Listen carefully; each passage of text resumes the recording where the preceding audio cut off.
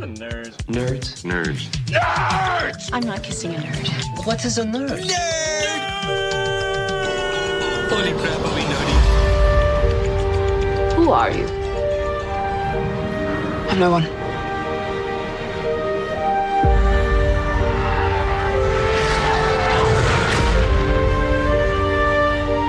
Follow me.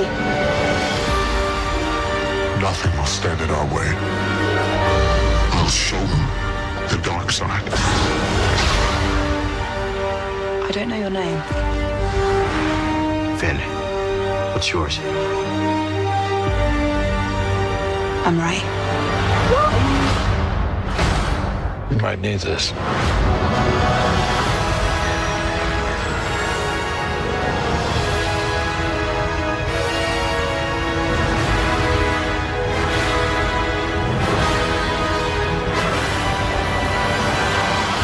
Star Wars: The Force Awakens. What's up, nerds? Welcome to episode 116 of Nerdables. This week, it's all about Star Wars Episode 7, The Force Awakens. We'll give our reviews of the film, 3 things we loved about the film, 3 things we might not have loved about it. We'll talk about specific details of the film as well. We'll discuss some of the questions raised, and we'll talk about the future of the trilogy. We have a packed house tonight of Rich, Sebastian, Travis, Ethan, Mikey, Shauna, and myself. Before we begin, this is a completely, utterly, absolutely chock-full spoilers episode. We will be talking about everything in this film from start to the end. We'll be talking about all the reveals. We'll be talking about the ending. We'll be talking about all the different characters, great lines, all of the surprises that are in it. If you have not seen the film, do not listen to this podcast yet. Put it in your queue. Come back to it after you've seen it. I cannot stress this enough. Spoilers, spoilers, spoilers, spoilers, spoilers. More spoilers and more spoilers. And more spoilers. When I'm done with this intro, we are not responsible if we ruin your experience. If you are one of the 5 people on this planet that has not seen this film yet, you do not want to listen to this podcast. First of all, go see it. Yeah, there you go. Then listen to it. Then you know. Let's talk some numbers first. We're recording 7 o'clock on Saturday, Sunday. What the hell is today? Sunday. Star Wars, the Episode 7, The Force Awakens, has already reached $238 million in North America. That's just projected for the end of the day. Yeah. It'll actually probably be a little bit higher once the new numbers come in, the actual numbers for Sunday. Global launch of over $517 million. It's the biggest North American opening in history. It beats out the $209 million that Jurassic World made over the summer. It is behind Jurassic World in terms of the worldwide box office because Star Wars Episode 7 has not opened in China yet. Because they were scared that China was going to ruin it, yes. Thursday night previews, over $57 million. That's a record. Biggest single day, made $120 million on Friday. Only filmed to cross $100 million in a single day. It's the fastest to $100 million.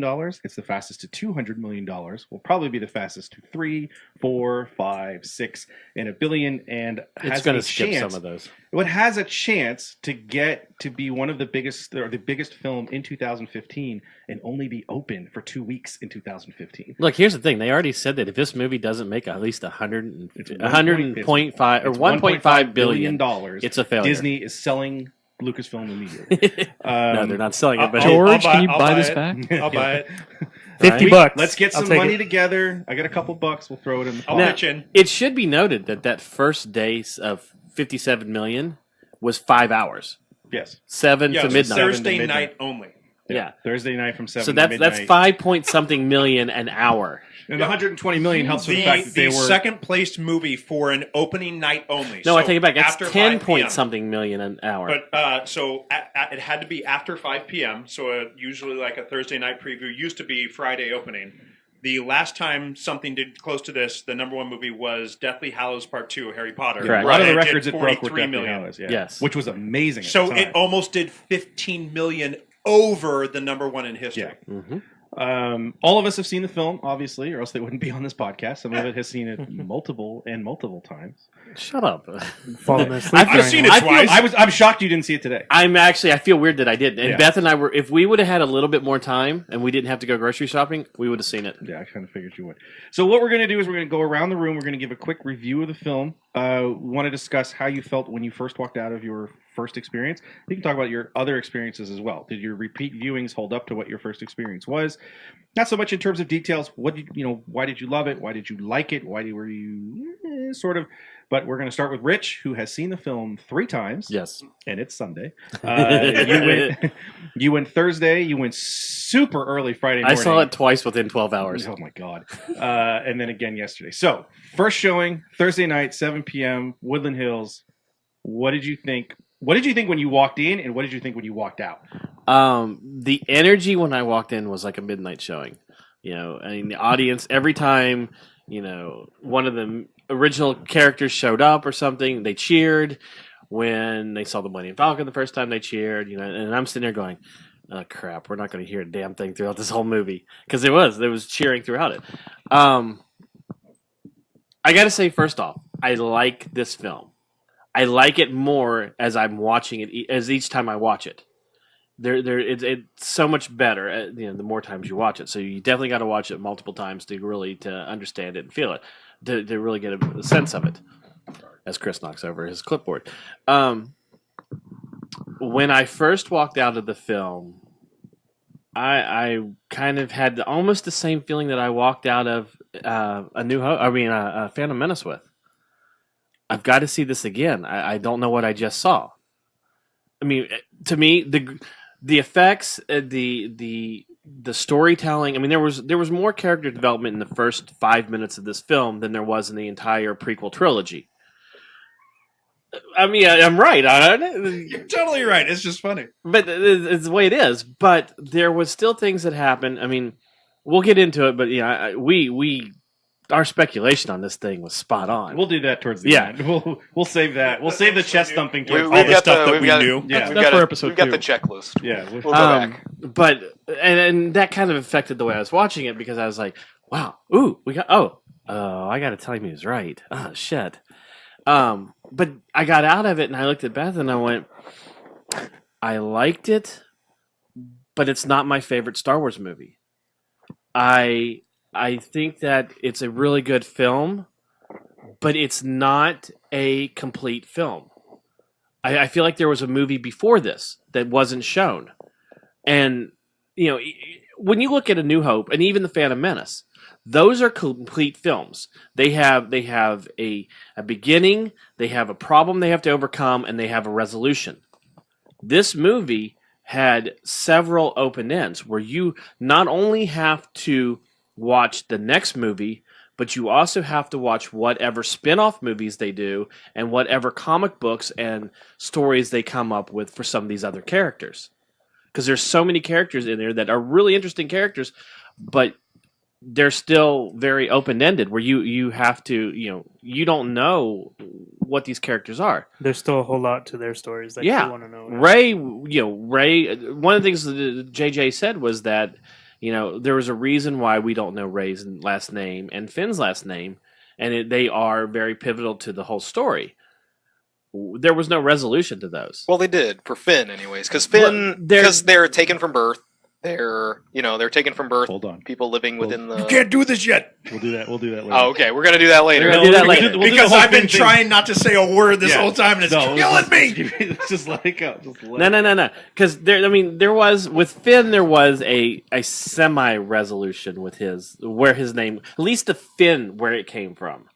Not because there's a lineage to him. Right. When you get to Maz's castle, his story, whatever the whole Finn thing, his backstory just completely blows up where there's even more to it. Yeah, okay. So would you say you were disappointed?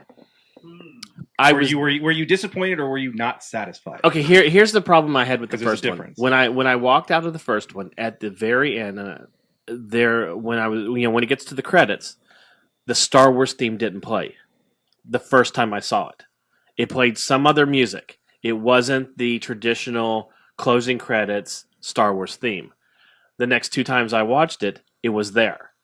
So I don't know if there was something weird, because Beth had even said to me, I think you just need to stop smoking them weeds. No, Beth didn't hear it either.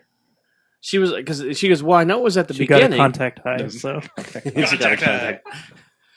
So that your anyways, subsequent showings, you enjoyed it more as you went to see it. Yeah, I really, and part of that is that the initial, I'm going to say high, which has nothing to do with the initial feelings of excitement, of the newness of the film wasn't there the next two times, and I really got to enjoy it. Okay. Sebastian, you saw it. I saw it Thursday, 7 you o'clock. saw Thursday at 7 o'clock. How did you feel walking out of the film? How did you feel walking in and walking out? Walking in, I didn't care because I just met Maurice LaMarche, that's awesome. who is my hero in voice acting. He is a badass. So I didn't care about Star Wars anymore. I saw that picture and I'm like, well, he had a good night. I did, because I was sitting down eating my sandwich that I had brought with me because I was like, I'm gonna miss dinner. Let me just have something real fast. And Walker was like, and peeked around the corner like, is that Maurice LaMarche getting tickets? And then I was like, that's Maurice LaMarche getting tickets. And I had to call Robert, like, Robert, please come notice me. I'm not going to yell in the theater here, or in the lobby. And he came over, it's like, I need you to take a picture of me with that man over there. Give me 1 second. And he was really, really nice, and then, we chatted a bit. He was really excited. He's just a really nice person.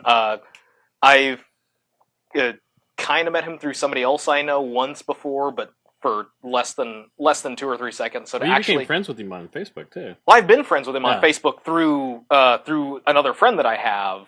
So we've chatted there before. We've never actually met in person. So it's just like, oh my god, it's a pleasure to meet you. But then again, voice actors, they get really excited when somebody recognizes them. I would hope so. He's the dad in Frozen. Mm-hmm. He's Egon Spengler from The Real Ghostbusters. He's Kif on Futurama. Yeah. He's the brain. So yeah, even I recognize his name. I know a few voice actors. He's also the greatest, impressionist for Orson Welles. But it's not like you're seeing, from the mainstream audience, it's not like they're seeing, Brad Pitt. Immediately they know, oh my god, that's Brad Pitt, and Brad Pitt would obviously be like, oh yeah, here another person. Right. No, for me it was just like, hey, can I take a picture with you? Okay, He's really so nice. once you came off that high, once I was down with that, I sat in the movie theater. Into the movie theater and I saw whatever film was on the screen. Whatever, You now didn't give a shit. Yes, I think I saw Shipwrecked or Road Ship, whatever it was. You went and saw Sisters, didn't you? Maybe. I don't remember. It didn't matter at that point. But after that, I walked into the theater, and I like to believe I'm pretty good about sort of divorcing my emotions from actually watching a film. And Sebastian, there's sometimes I wonder if you have emotions. Yeah, but that also that does lead to a lot of it's like people think I'm poo-pooing a film because I'm not using buzzwords like awesome or amazing. I don't rarely do I walk out of a movie and go, that was great. Yeah. And a lot of people, they get used to just using the vernacular for meaning good. I walked into the movie and the first thing I said was, that was really solid. It has a lot of problems, but there is enough for the next writers and directors for the next two films to work off of to do better, I think. And that was just that was solid. I enjoyed myself. It was really well paced, despite its issues, and I was like, okay, I can't wait for the next one, because I actually like the director of the next one a little bit. When more, you walked out, that you've said you're not you'll go see it again, but it's not something that is right. I've already wait. Yeah, I already know I'm going to wait till after Christmas break, after holiday break for kids, because I want to go see it. I want it to be a little bit quieter. I'll probably go take my dad to go Within see 12 hours, it wasn't a necessity. No, right after 6 a.m. There was a lot of people that I knew were already going to go see it right away again the next day, and it's like, I'm good. I'll wait for 2 or 3 weeks. I would have gone earlier, but I just didn't want to get. And I had a very respectful audience though, so I can't say that they were very, very quiet when a character, when Han showed up, it was very much, it was a lot of golf claps, like, oh, yes, Han Solo, good, quiet, yes, Chewbacca, well done, Chewbacca. Well, the good thing was, they clapped when they first saw it, but as soon as somebody spoke, they were quiet. Yes, yeah, it was very much like that. So, a lot of times, there's a lot of movies, especially big blockbusters, where I just sit and grit my teeth because I have to listen to people cheering instead of actually hearing the movie. But no, I had a really good, respectful audience. Everything for me, I have said that it is basically a not a good clone of Star Wars, but I think it did its job well enough to give other people a better jumping off point for the next one. Okay. So because 8 and 9 are being directed by people I actually do like their work. Rian Johnson. Versus J.J. Abrams, who, regardless of Star Trek and hyperbole switched off, his movies I haven't really cared. I think his Mission Impossible I really liked, But his other films like Super 8, See, I like Super 8. you know, even Alias, I liked up to a certain point. Then I was just kind of like, I'm kind of done with the show. And even Lost, where it had no resolution, and his episodes were, you know, he just started it. Right, he just started there's back a lot of then. other people with it. That's more David Lindelof. Yeah, but no, he's a guy that's like I understand why I appreciate why people like his work. It's very basic. It's bones. He doesn't do a lot of crazy character development or any at all a lot of the time. But he knows how to tell a story, and he knows how to tell it directly. So I think that's what this was. It was a lot of extraneous storytelling was cut for the sake of being really safe. And so that would be the best word to describe J.J. Abrams' films. Is they're very safe movies. Interesting. They're meant to appease as many people as possible. And I also think he was successful on that front. Because I do know a few people who did actually just, they hate the movie entirely. But it's not like prequel hate. It's just like... this was awful, whatever. Yeah. And fair enough. But solid film, and I'll go see it again, but I'm going to give it time just so I can see it in a quieter by myself. Travis, you saw it Thursday. No, I saw it Friday. You do have a microphone. I saw it. I thought I was on Friday. the lapel. No. I saw it on Friday and then on Saturday. Okay. Yeah. We want to point out, Travis absolutely hates the prequels, doesn't think they exist, and is not a big Return of the Jedi fan either. Not a huge Return of the Jedi. So there we go. Walking in on Friday, which is a different experience. You and I went Friday. Shauna, you went Friday too, right? Mm-hmm. I think, and you went early. But Mikey went early Friday morning. So walking in Friday, what did you think the first time? What did you think the second time? First time, I thought it was the greatest movie ever made on the planet Earth. Yeah, you can. Hate Are you me, serious? I don't care. Oh my God, it was so good On planet Earth because it is so. Earth. No, I'm exaggerating. That movie literally has every single piece that the prequels were missing. It literally fulfills everything that it lost from the original trilogy. It has comedy, it has action, it has emotions, it has feeling, it has drama, it has sarcasm, it has one-liners. It has every bit the emotion and feel and soul of the original Star Wars. And that's what was completely cut out of the prequels. So that's Friday. Yep. What did you think Saturday? Just reinforced it even more. Just reinforced it. So you've had the same reaction the whole time. Oh, hell yes. There are issues. There are little bits that I can nitpick at. We'll get to the nitpick part. But overwhelming arc. Like 2 minutes into the film, there's a character throwing sarcasm at what could be Darth Vader of this film. Right. And I'm like, oh, okay, I'm in. Done. We just won. We already won, and we're 2 minutes in. Because we were coming from such a bad place before. But is that why it's affecting you so passionately? That it's because of how bad the other ones were that makes this one so much better? Probably, yeah. I would say I'm extremely biased towards it because appreciation based on how terrible. Oh, you never my God. know how good you have. And keep in mind for our listeners and everything, I have been in complete radio blackout for these films. I have not seen a trailer. I haven't seen a poster. I haven't seen behind the scenes. Whenever I have been in a movie theater, the second something sounds like Star Wars trailer, I run out and leave the theater and come back once it's back on. I have literally seen one image and one image only. And it's Kylo Ren in the snow, like holding his hilt saber out. That's the only picture I've seen. I wish I could have So done I that. went in completely blind to this movie, praying and hoping that it would be what we lost. And there were a it lot was of things all in the of it. trailer that got cut out of the movie. There were a few things. But Well, now I've been saving them, so I have on my computer. I've saved now you can six. see. Now you can see why the second. I can trailer go was so back good. and go nuts and watch it all. But this thing completely fulfilled everything I missed. So Travis is all on board. 100%. All on board the SS Abrams. Yes. Okay. Now, Ethan, you saw it Friday? Saturday. Yesterday. You saw it yesterday. As our resident, not as Excitable. bona fide Who cares? Star, well, no, not Star even Wars that. fan? Not the biggest Star Wars fan.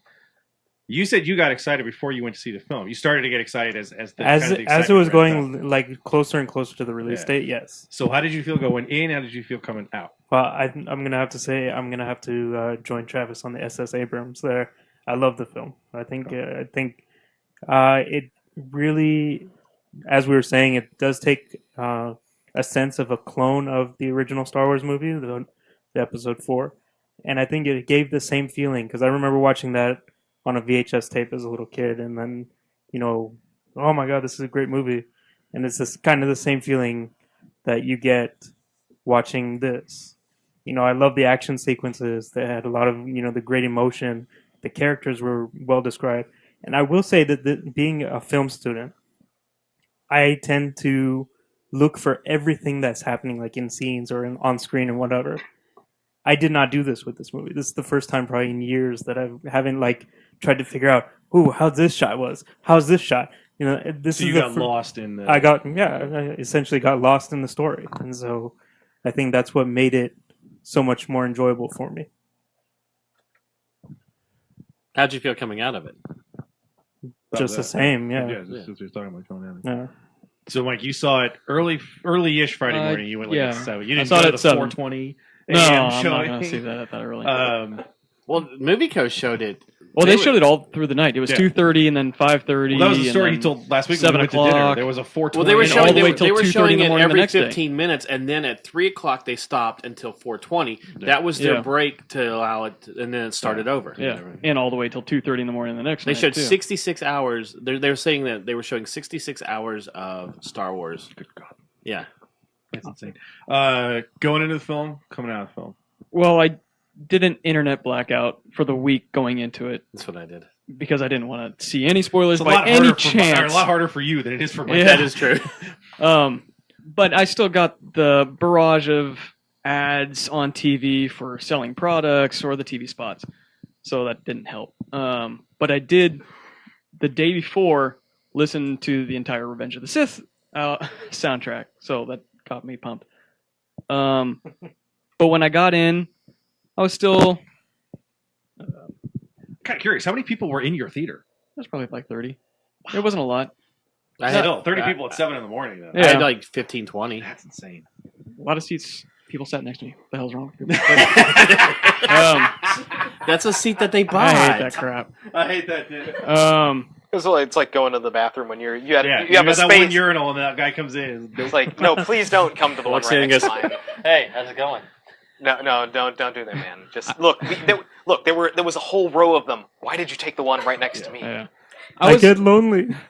I was a little worried, especially when my Disney didn't do anything special except for put the Lucasfilm logo up, no sound, and then it goes right into the long time ago in a galaxy far, far away. That sort of was like, I miss that fanfare so much, and that sort of made me a little about What it. you mean, like And, the 20th Century the 20th Fox? Century Yeah, Fox. I- Yeah. Disney didn't do anything with that. So that sort of put me off a little bit. And then the first, 10 minutes, 15 minutes, I was like, this is okay.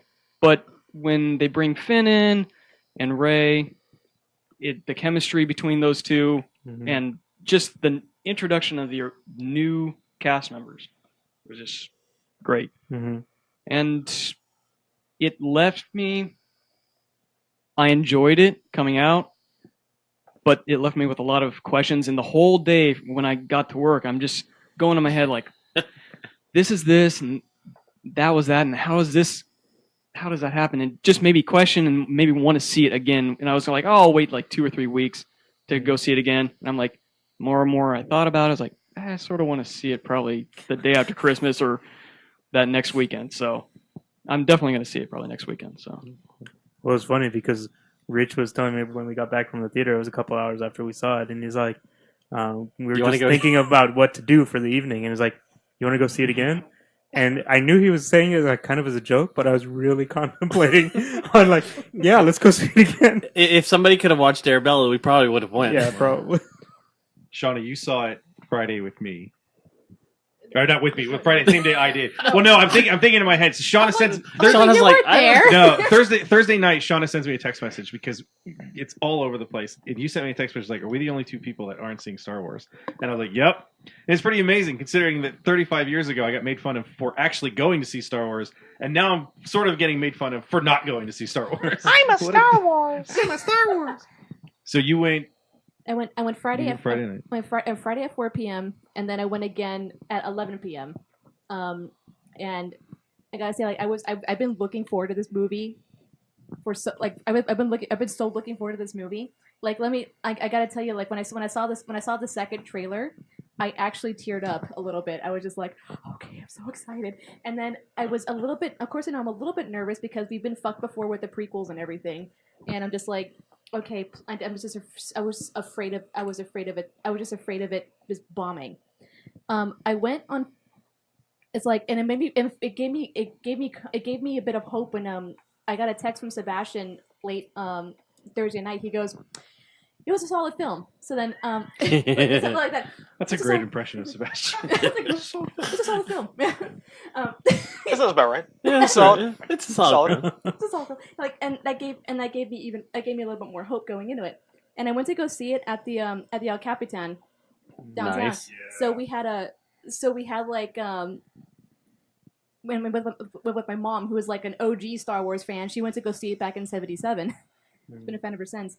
And we had like a pretty energetic crowd, I'm gonna say. And we had like a little lightsaber laser show at the beginning before the show, and everyone, it gets got everybody more pumped up. And people started applauding the moment that the title showed up and then disappeared into the stars and everything. And I actually started tearing up a little bit because I was like, oh my god, it's real, it's happening, I'm in the theater, I'm watching episode 7. And then movie happens, and there's a lot, like I said, energetic crowd. People came up on screen. Like the old cast members showed up, and then people were just like, yeah, and then they would, of course, they would shut up the moment somebody started talking. And then, fun fact, like when Kylo Ren killed Han Solo, everybody in the theater gasped, and my mom grabbed my arm, and she was like, and then she like was just staring with mouth open at the screen, like, no, how could they have done this? See, if she'd listened to We this did say podcast, spoilers, she would right? have known. Yes. If she'd listened to this podcast, she would have known to expect that. 2 years ago. Yeah, and the thing is, like, and then the guy behind me right when it happened, the guy behind me shouted, "You piece of shit!" at the screen. That's awesome. Yeah. And visceral reaction. Yes, this is like immediately, "You piece of shit." And then I started crying when we see Chewie and the Falcon going.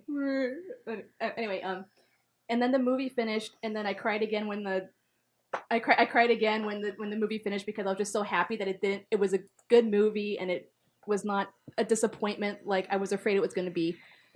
And then like, of course, there's the rush that we're talking about, the high of seeing it for the first time. And then when I went again at 11 p.m. It was a quieter audience, and the thing is, the theater was still packed too. Like, there was like the after work crowd showing up and everything, and there were a lot of people. Like my boyfriend was there; he had gone to see it earlier too, and there were a lot of people there who just like, they were talking about like how they went to go see it beforehand. So there's lots of people going the second time around, and I want to say it was just as good as the second time around, despite the crowd not being as energetic, despite like first feeling being despite the first feeling, like it was still there. I was still happy that it was a good movie, and I'm gonna say I loved it. Like, it doesn't, like, I don't love it as much as the original trilogy, because those three movies are three of my favorite, those are like three of my favorite movies of all time. But still, I'm happy that it was good, and I'm looking forward to the next two films. Well, I see, like, the original trilogy for a lot, and including myself, has some sort of, nostalgia for you, and so it holds a special place. Well, for some of us in here, it's got an importance. We talked about this on our the one that Rich and I did is just the Star Wars, and Empire for me is a super important film for me, not only in terms of cementing my Star Wars fandom, but it was the first film that I watched and went, how'd they do that? I know they didn't build life-size AT-ATs. How do they do that? Yeah. How do they make ships go in space? I don't understand. As you start getting cognizant of movie making magic, it made me more interested in how to make movies and storytelling and all that type of stuff. So on top of it being, oh my god, it's Star Wars, for me, it has nostalgia. I saw all the movies with my family. It made me get interested in how movies are made and stuff like that. So that's but I think I've mentioned it before with other movies, is that classic movies have that X factor, and that it would have been impossible for anybody to make something as good as the original trilogy. It just wasn't. George Lucas couldn't even replicate it himself, because he also was a different person. He's aged. But a lot of creators. The zeitgeist of all of those axes Yes. hitting, that X, Y, and Z axis hitting at that point, Right. you're never going to have It's it again. and you shouldn't, those classics are like the perfect storm, and Yeah. very rarely do other versions of movies come along. Something like John Carpenter's The Thing and the original Thing from Another World, where they are also so good and come at a certain point in time that they are just as beloved as their originals. Yeah. So that's for me sort of that big thing where there's a lot of the endorphins coming down after a couple weeks, but it's one of those things like he did good. Yeah. But it's Star Wars. You were never going to remake it. So this is, I think, the best possible version you could have gotten. Oh yeah. Okay, so Chris, let's go to you real quick, and then we'll go into more of this stuff. I saw it Friday. Thursday was very tough because I've been looking forward to this film for so long, and Thursday I'm like, this sucks. I kind of wish I tried to find a way to get a ticket, and I had an option to go, but Melissa was so incredibly sick over this week. There was no way. I would have had to leave work early and everything. So I had to wait till Friday. We went down, and not only Friday, but Friday night. We saw it at 7:00 on Friday. We get to the theater. I'm in the lobby, and I'm looking around going, this is a dangerous place because people are walking out of the movies. Well, you heard about the guy in Bakersfield. That's fake. It's fake. Yeah, read the story. Guy who got jumped. It's a fake. The whole news story. It's not just him. It's there was that happen. The 9-gag story is completely fake. Right. Anyway, one way as an interesting aside, I go to use the men's room before the movie starts. This gentleman walks in with his son, and his son starts to go, "Daddy, you remember?" And he just kind of touches, like, "No. There's people in here that haven't seen it." I looked over and I kind of did the head check, like, "What's up? Thanks, buddy," because that would have sucked balls. That was cool. If he had done that. So that part, we go to see the film, and I think for me, I got to that burnout phase about 2 weeks ago, where I just can I just see the damn movie already? Yeah. Can we just get it over with? I just want to. You and me both. You remember? Yeah. I was like, I'm just sick of Star Wars. But in a sense, it took away from a little bit of that giddy excitement sort of thing. It was also the fact that so many other people had already seen it. Rich had already seen it twice. And it's just like, yeah, but let's be fair. I didn't say a word. No, I'm not. The only thing I did on Facebook not in terms of saying anything. What was just my knowledge that so many other people had already seen it. As being a big Star Wars fan, that we missed out on the Thursday tickets. We both have to work on Friday. We can't go early in the morning because that was the original plan, was to take Friday off and go like at 8:00 in the morning, which didn't work. So I get into the theater. We're go through the previews. Don't have a lot of previews, and then it starts, and you're kind of. I was like, okay, I'm in this now. I'm like, okay, let's do this. Let's do it. For me, the crawl starts. Luke Skywalker has vanished. As we're going to talk about later, with all the stuff that the theories that we posted, I'm like, yeah, that's right, that's right. What's up? And we get into it, and I'm enjoying the characters. I'm enjoying the look of the film. It looks like a Star Wars film. I'm pointing at practical. I love this. This is cool. The nostalgic moments. When probably the biggest moment was when in my theater was when they saw the Falcon. Yeah, the Falcon got a big cheer. Han and Chewie show up, and the theater's just kind of the gal clap, and I was the one that just let out the whoa! But you knew it. I was the only one, and it was weird, because I was like, that is usually is it? But I was like, nobody else is doing this. Come on, it's Han and Chewie. Let's go. Very pedestrian. But you knew it because of the trailer. Yeah, but it was just, as soon as they walked out, it was just like, hey, this is awesome. I enjoyed the film a lot. I enjoyed it as an action film. I enjoyed it as a sci-fi film. I enjoyed it as a Star Wars film. When I walked out, I enjoyed it. I knew I enjoyed it, but I knew there was something in the back of my head. I'm like, there's something missing. There's something here that isn't. And it wasn't until I started thinking about it. I don't like the story that much. Because not because it's so many beats of A New Hope, but it's the idea that it starts with, we need to find Luke Skywalker. We need the map. And then it takes that right-hand turn or left turn, and 3/4 of the way through the film, like, oh yeah, by the way, big planet-sized thing that's going to kill all of us. Let's go attack that. It's that's a nitpicky sort of thing, but to me it was like that was a hard part with the plot. But I enjoyed the characters a lot. I liked the new characters more than I thought I would. I really like Rey. We'll get into that when we talk about the 3 things we love. Not only because of that, I really enjoyed it, and I do every bit of her is amazing. And I want to see it again. I was going to go tonight, but it's probably too late. I'll probably go tomorrow. But I enjoyed it a lot. It was a good Star Wars film. I thought it was a lot of fun, and that's really the thing you take away from it. It's got enough gravitas to be a Star Wars film, and it's a lot of fun. I liked that the humor wasn't campy, it wasn't slapstick. It was much more, and then what was BB-8, and just because of the way that droid is, it works. There was a couple moments. There's a little bit, but it's nothing. The it's Finn nothing and Poe like, stuff was borderline. Wait, camp. what was? The Finn and Poe? I thought it was fucking When awesome. when It they was the first start meet. of a buddy film. Yeah, I don't thought think it was awesome. a campy part of it. I don't call it campy as much because, it just because it was based in dialogue. I'm saying more Not like only that, they were I'm honest saying, with it. I'm just saying more of like that I the get. slapstick type of stuff. It's the You mean Jar Jar, like the Jar jumping Jar stuff, a bunch of the grenades down the hill? 3PO getting his head switched with a robot droid, that sort of stuff is the humor of Yes. Yes. This was much better. It was usually based in dialogue and that sort of What do thing. you mean sanitation? So I enjoyed. Well, that's Good. It's That because- worked. You've seen the Kevin Smith piece, right? No. He has the shot from Clerks in which Randall says, "You don't think you think that just a lowly stormtrooper knows how to install a toilet?" He's like, "I guess he does." Yeah, I saw that on TV. The answer is yes. That was fantastic. So I enjoyed it a lot. I wonder if that was put in there I'm wondering if it is too. because I'm sure Kevin we'll find Smith out soon. was on set. Oh yeah, duh. That'd be hilarious if Kevin Smith's like, you know what would be funny? What if he worked in the Yeah, sanitation what department? if the stormtrooper knows Yeah. how to put a toilet? in? There was obviously a hell of a lot of It was very, a very pointed, very specific fan service. It Oh, was there a- was. Oh yes, there was. Very, it but is very very self-aware. specific. It was that was my fear, and I got enough of it to go. Ooh, I'm glad they didn't go overboard. Yeah, but they didn't there's so pummel much- you over the head with it. No, Well, but look. there is a lot. Oh, there is a lot. There's a lot Yes, of fan service. totally. And there's a lot of nostalgia to it. But anyway, I enjoyed it. I liked it a lot. I didn't have the visceral reaction that the Thursday crowds did. I did. I also In don't. my- But in- I also yeah. don't have the contrarian. I hate it. It's terrible. It doesn't work at all. Mm. I'm somewhere in the middle. See, that's where I was. You're when I not came fully out. satisfied. Yeah, I wish it was better because I think, and we'll get to it when we talk about three disappointments. were I a think there were number- yeah. 3 big beats that Sure. are missed. Yeah. We'll get to that when we get to the. Let's start with a positive. Well, there Three- were- but hold see, on. 3 positive things. 3 things you loved. We have to get through our original idea. In a world without original ideas, we're going to have an original idea. You know what? My biggest one is Ray. Okay. That was the biggest, not only surprise, but just because that was like her first acting gig.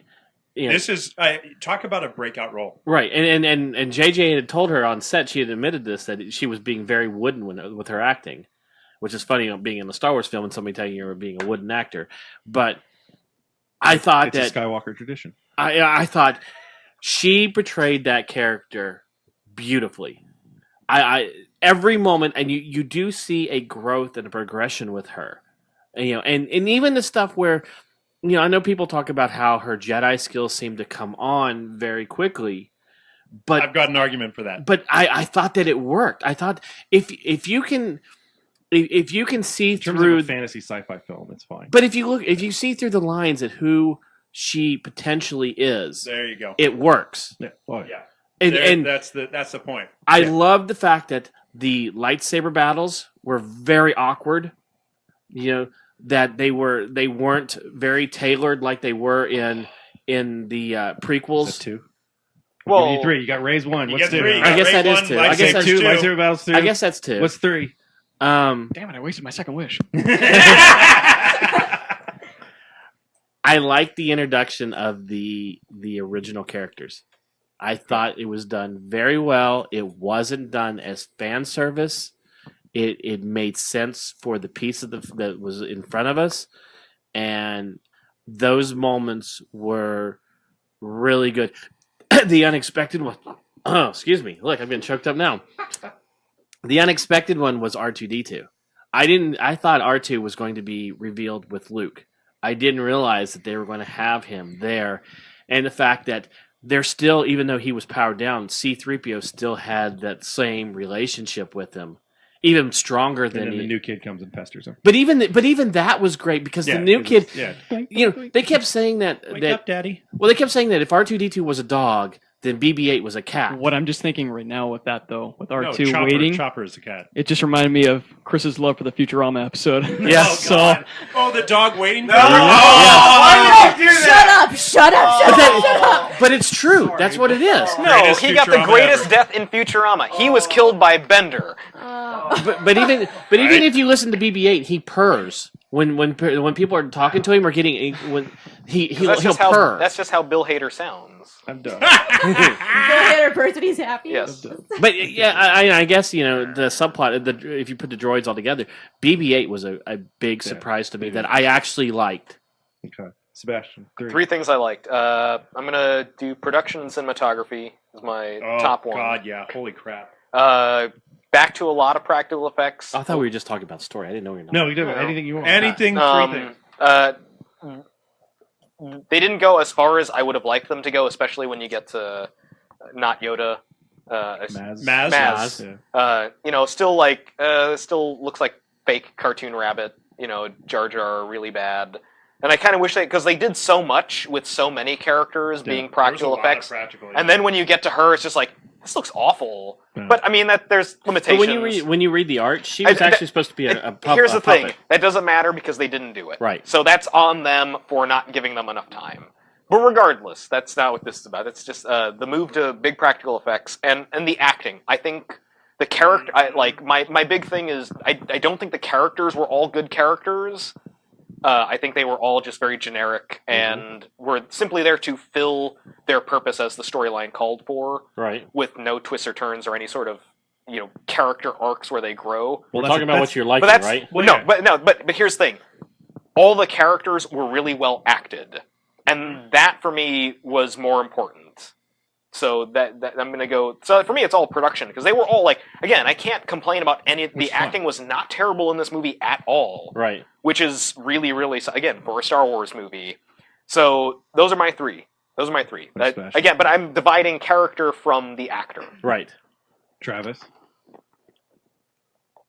I knew it was coming to me, and then I was like, "Holy crap! I have to pick just three." That was hard too. Also. That's what's hard. Holy Christ!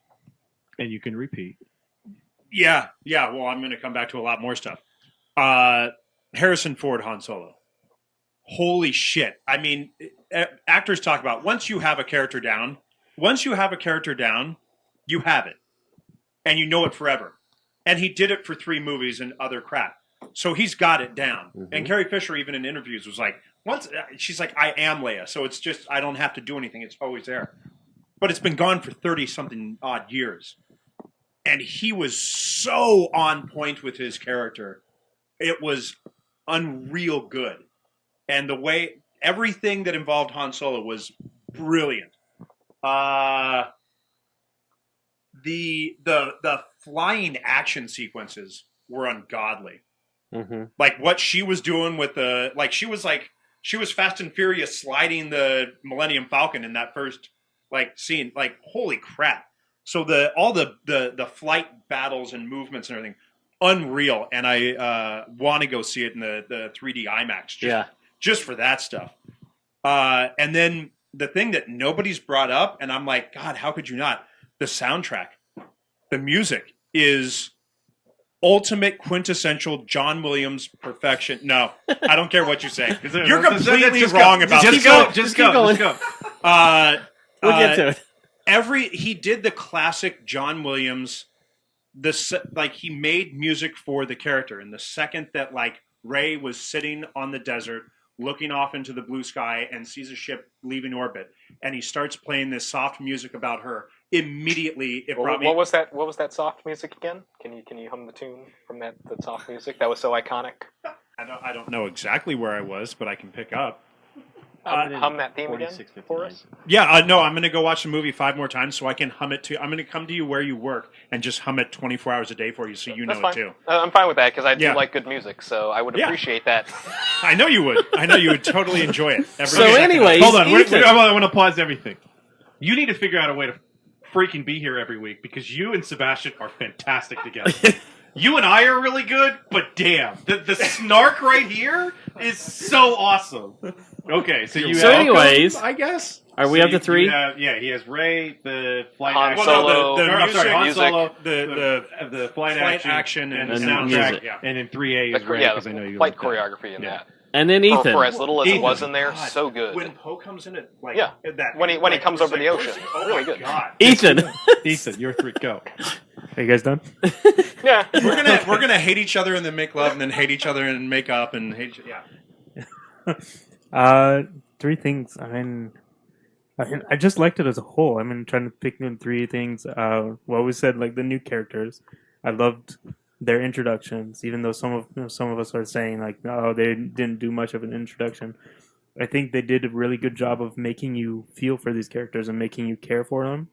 Even though, like for example, Poe, I think which had a much smaller role than the other two main characters, you still have the same sense as the other two characters with them, and I think they did a really good job of that. I do also like the introduction with the older characters too. It wasn't, what I was thinking of originally. The fact that it's just this whole movie is going to be about the original guys, and they're not going to really focus on these newer characters because they want to make sure that people want to see this to remember what they felt way back when with all these original characters. And I was glad that everything was kind of introduced subtly, and like they wasn't so much heavily focused on these older characters. So I like that. And then the last thing I would say is definitely like all the flying action scenes and sequences, so like really beautifully done. And I think that was the parts that I had the most fun watching this movie was when they first get into the Millennium Falcon, and it's just Finn and Rey, and they're flying to try to like outrun the guys that were chasing them on the TIE fighters and whatnot. So I really enjoyed that scene. I really enjoyed the last part of the movie with those action sequences. That was also really well done. Mikey, said it before, the chemistry between Finn and Rey, and just the concentration of the story right at the beginning with new characters. I thought that was awesome. It made me like Finn. I was worried about Finn, but he was great. Now his action figures flying off shelves. you were so right. No, I went to Target this morning. No, he's still sitting there. I mean, I went to Target this morning. Finn's still on the shelf. Yeah, I had to say I went the day after the movie. It's like, I guess nobody... Finn and Poe is still everywhere. The action figure doesn't help. Yeah, but yeah. Okay, so that's 1, 2. The fight between Rey and Kylo Ren at the end, just when Ren is reaching out for the lightsaber and Rey just swings it back towards her, and she just says this like look in her eyes like, I'm going at you. I'm just gonna fight you. She's like, no, this is not yours. So, this is mine. I don't know. I'm gonna fight you. Shut up. You can't take my Green Lantern ring. Because It's my Green Lantern ring. Okay. It was better once she finally let the Force take hold of her. So, and when Han confronted Ren on the gantry. Shauna? All right, so I like the treatment of the older cast members and of everything that came before this movie. How I kind of felt everything was kind of introduced slowly. It was introduced smoothly. It didn't feel like they were trying to pander to us. And the thing is, the older cast members, they didn't steal the spotlight or anything. It was just like they were very important, and their place was like they found their place in this movie, and I think it was perfect in terms of like just in terms of how much screen time and whatnot that they're gonna have. Second one, the special effects. I like how you have no idea how happy I was when I saw the Comic-Con reel, and I saw the there's like a Comic-Con reel where it was showing they show them using using actual physical sets, shooting on location, using models again, and that to me was just like that to me was just like it let me know that they were going to take care of this movie, and then I got to see it on screen, and it was magical. And see, third one. I'm trying to pick only one. Is geez. So the thing is, I like the whole thing. But I'm gonna agree with Travis on this one. I did like the soundtrack because to me, it's not like to me I would tell Sebastian to pack up and go home, but he drove me here. What was that? Sebastian's soundtrack? like- what was that Kylo Ren theme that we all know and love? Sebastian's like, we're not friends anymore. Oh, The car ride home is going to be very long. because the thing is, I would not be the thing is, the soundtrack was changed up. They kept the theme for the title crawl. They kept the theme at the end, and they kept the theme for the ending. And honestly, that's what I wanted from this movie. I was like, it has to begin and end the same as every single Star Wars movie so far. And as far as the rest of the soundtrack, I like how much it was changed up. You don't really it's like, yeah, it would have been nice to hear more familiar themes and everything, but I think it was it's something new. It's something new for us to enjoy, and I really appreciate it. And I did love Rey's theme. I love that theme. You know, the soundtrack Now you're going to have the to sing it soundtrack's too. going to be a big part of this podcast. Yeah, it is. My 3. I think if I start with 3, it's practical effects. What people said before. I watched the what was it, 60 Minutes piece with J.J. Abrams. Yeah, and the fact that he had to use green screen in some places, but instead of building an entire set of green screen, he built a block. And the shuttle ramp is real, and the ground is real, and the struts are real. Yeah, and what the they guns had to are interact real. with. The shuttle had to be put on there. It's just too expensive. Yes. You can see the difference in the money that Disney has versus the money that Lucasfilm had. Mhm. Lucasfilm was not, it's not a big studio. He had to do green screen to a certain degree because he had to keep it a little bit cheaper. His way, he could do as much practical as he could. It definitely shows. There's one shot of the Falcon as a CGI that I kind of what, and it really showed the difference where they used the models and where they didn't. And I thought that was fantastic. 2, I would say just the sense of the nostalgia, especially with the old characters, that they didn't overuse them, they didn't take over the production, which is something that we've discussed on this podcast. Was my fear that the whole film was going to be fan service. The story makes sense, and it should, as they are all legacy characters. The 3 characters that we're following, 2 of them are some sort of 4 characters that we're following: Finn, Poe, Rey, and Kylo. 3 of those characters are legacy characters in some way, shape, or form. Mm-hmm. So it makes sense to have the older people there, to have Leia, to have Han, to have Chewbacca. Chewbacca was huge for me. I don't know why. I just had this emotional connection to him. Great. Chewbacca is the one. I love Chewie. He's in it. He does great parts of it. I love seeing him be a big part of the action, too. And my number 1 is Rey. Daisy Riddle is awesome. Yeah. Ridley. Is it? I thought it was Riddle. It's Ridley. Is it Ridley? It's Ridley. I keep Yeah. saying Riddle, and I'm thinking, okay, I keep Tom thinking Riddle? it's the one. Daisy Ridley. It's Daisy Ridley. Okay, yeah. So there, she's so fantastic. I can't even figure out her last name.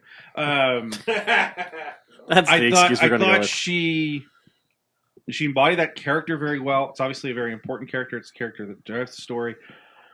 I bought her in all of that which she did. I bought her as an action hero. She bought in. We talked about when we did the review or whatever for Terminator Genesis.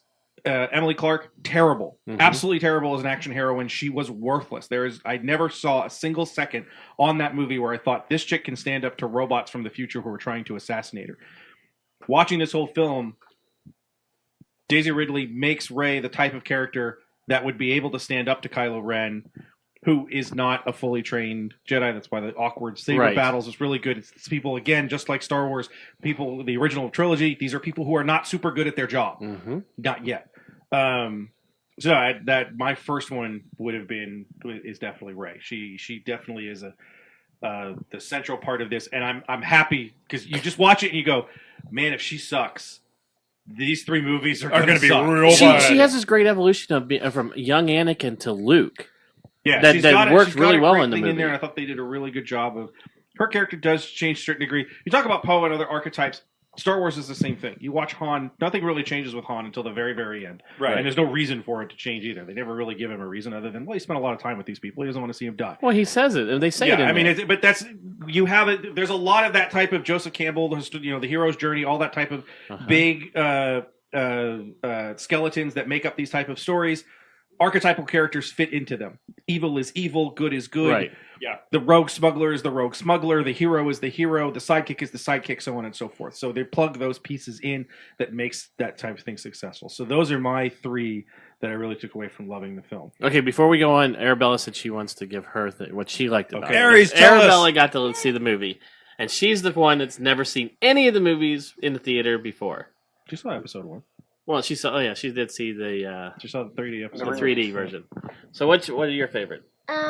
I was actually surprised when BB-8 and all the characters came on because I didn't know which parts they were gonna be in. I was surprised that they would bring back the Millennium Falcon and the TIE Fighters.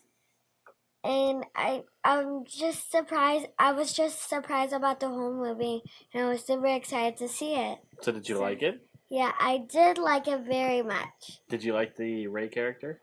Yes, and I also liked R2KT. Yeah, who does make an appearance in it. Makes a very quick cameo. At the She end. makes 2. There's 2 quick appearances in it. That, Is she in the other one? I know she's at the end. very You see her end on in the thing. bottom right hand of the screen, and then Yeah. when Poe gets out of his X-wing after the Battle of see her. Maz, when BB-8 rolls up to him, she rolls across behind the I X-wing. missed that part. There's also a salute to the 501st, and all, so in the flags. in the flags they Yes. have the actual symbol. Let's There's stop some right- Mandalorian let's- in the 501st. Let's stop right there. We were all super scared Boba Fett was in this film. Not in the film. But Right. his flag is. His flag is. That Or was the banner. Mandalorian The flag. two Yeah. symbols, Yeah, well, yeah, that yeah. symbol, and then right next to it, if you look to the right, Yep. is the chest plate symbol. Yeah, Uh-huh. is the leaf. For And there was a lot of people that were saying that the character at the very beginning, the Mox Van Sydow was supposed to play Boba Fett. Yes. He always plays Who, almost what? an unnamed. Who? Mox Van Sydow, the character at the very Max beginning. von Yeah. the Sydow. guy who when he was first cast, people started assuming he was going to play old Boba Fett. Really? Oh, yeah. Well, they were saying that he was old Boba Fett, and that he wouldn't be in the armor. You wouldn't have any idea, but that's who his character is. And if you listen to Michael what he Jackson says, himself? but if you listen to what he says, it kind of lends to the fact that he could be. It's not. But it's not. It's not. Because because now they've updated Wikipedia and stuff. Yeah. And he's got a nothing to do part with of that. the Church of Jedi. Correct. Church of the Force. The Church of the Force, yes. follower of the Force. Yes. Yeah.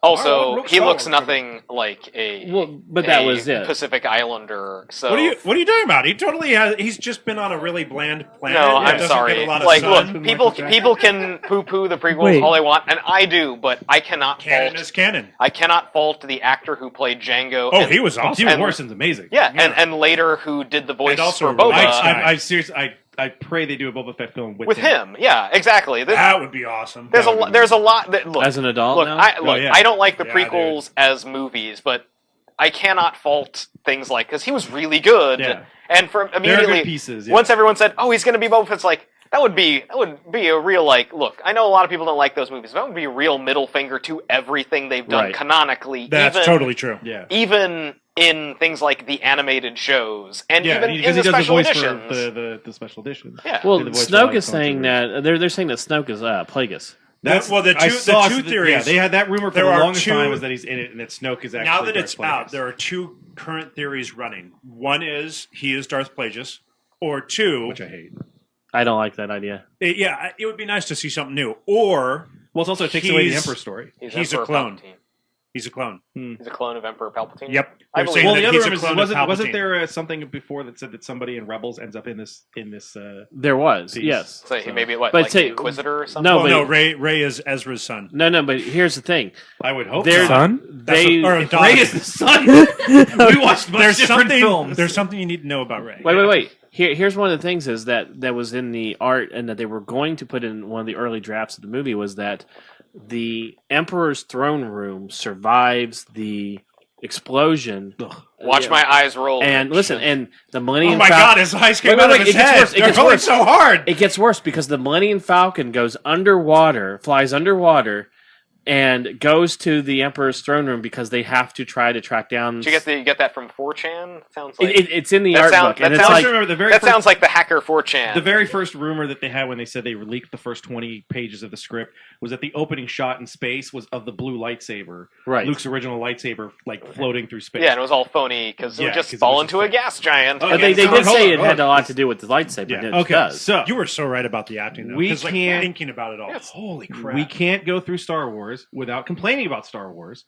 So you don't have to give me 3 if you don't have them, but 3 things that you. I actually do have 3 things. I figured you would. You would not necessarily. I hate this, but something you may be disappointed in. Mm-hmm. I have a big one. I almost want to go first because mine's very long. But I think you have one. Like we may double up. Well, see, there's going to be a lot of double up, and I'm going to save yours because I do feel like there were a lot of missed moments. There's a lot of missed moments, and I got 2 huge missed moments in one piece. One of them, I thought. Let's start. Who's going? Chris, do you want to go? The first thing, we'll do the first thing. The first thing, I actually didn't like the soundtrack because I thought I liked the soundtrack. I didn't think there was enough original pieces that really spoke to me. You had the thing with Rey. Yeah. I didn't. I kept hearing the same themes: Luke's theme, the love theme, Leia's theme. So I had those pieces in it. I was disappointed in the soundtrack. Okay. Number 2 was the piece that you mentioned when you walked in. When Leia's introduced, that was my moment. More so than Han. When Leia's introduced and Chewie walks up to her and hugs her. Oh, that was very important. Was awesome. I love that moment. It's a great very moment. awesome. It was a great moment. Because we now have the end of the film. Han Solo has died. Chewbacca walks out of this resistance and shuttle goes, "Bitch, get out my way," and sees the mother of the child that just murdered his father, someone who he has had a great connection to, would have had a great connection to, because obviously at some point they're together, whether they're married or what have you, they obviously have children together, walks right by her. And that is my first missed moment like crazy. How do you disgusting. How do you not have him put his arms around her, have her cry in his shoulders, yes! Have him look to the sky, let out the howl, just let it all go, and they throw it away to have her hug someone who she's known for less than 24 hours, who's really upset about losing someone that she's known for 48 hours. So that on was that note, though, I'm going to play devil's advocate here. You're in a excited moment where you just defeated just bear with me. In the movie and in the storyline of the movie, you have this overall excited moment of beating the First Order, which is what they've been working towards. To do that, you now and I agree with your moment, but in doing that, you slow down the film to that moment, which your next moment when you have Rey leaving to go to Luke is another slow moment.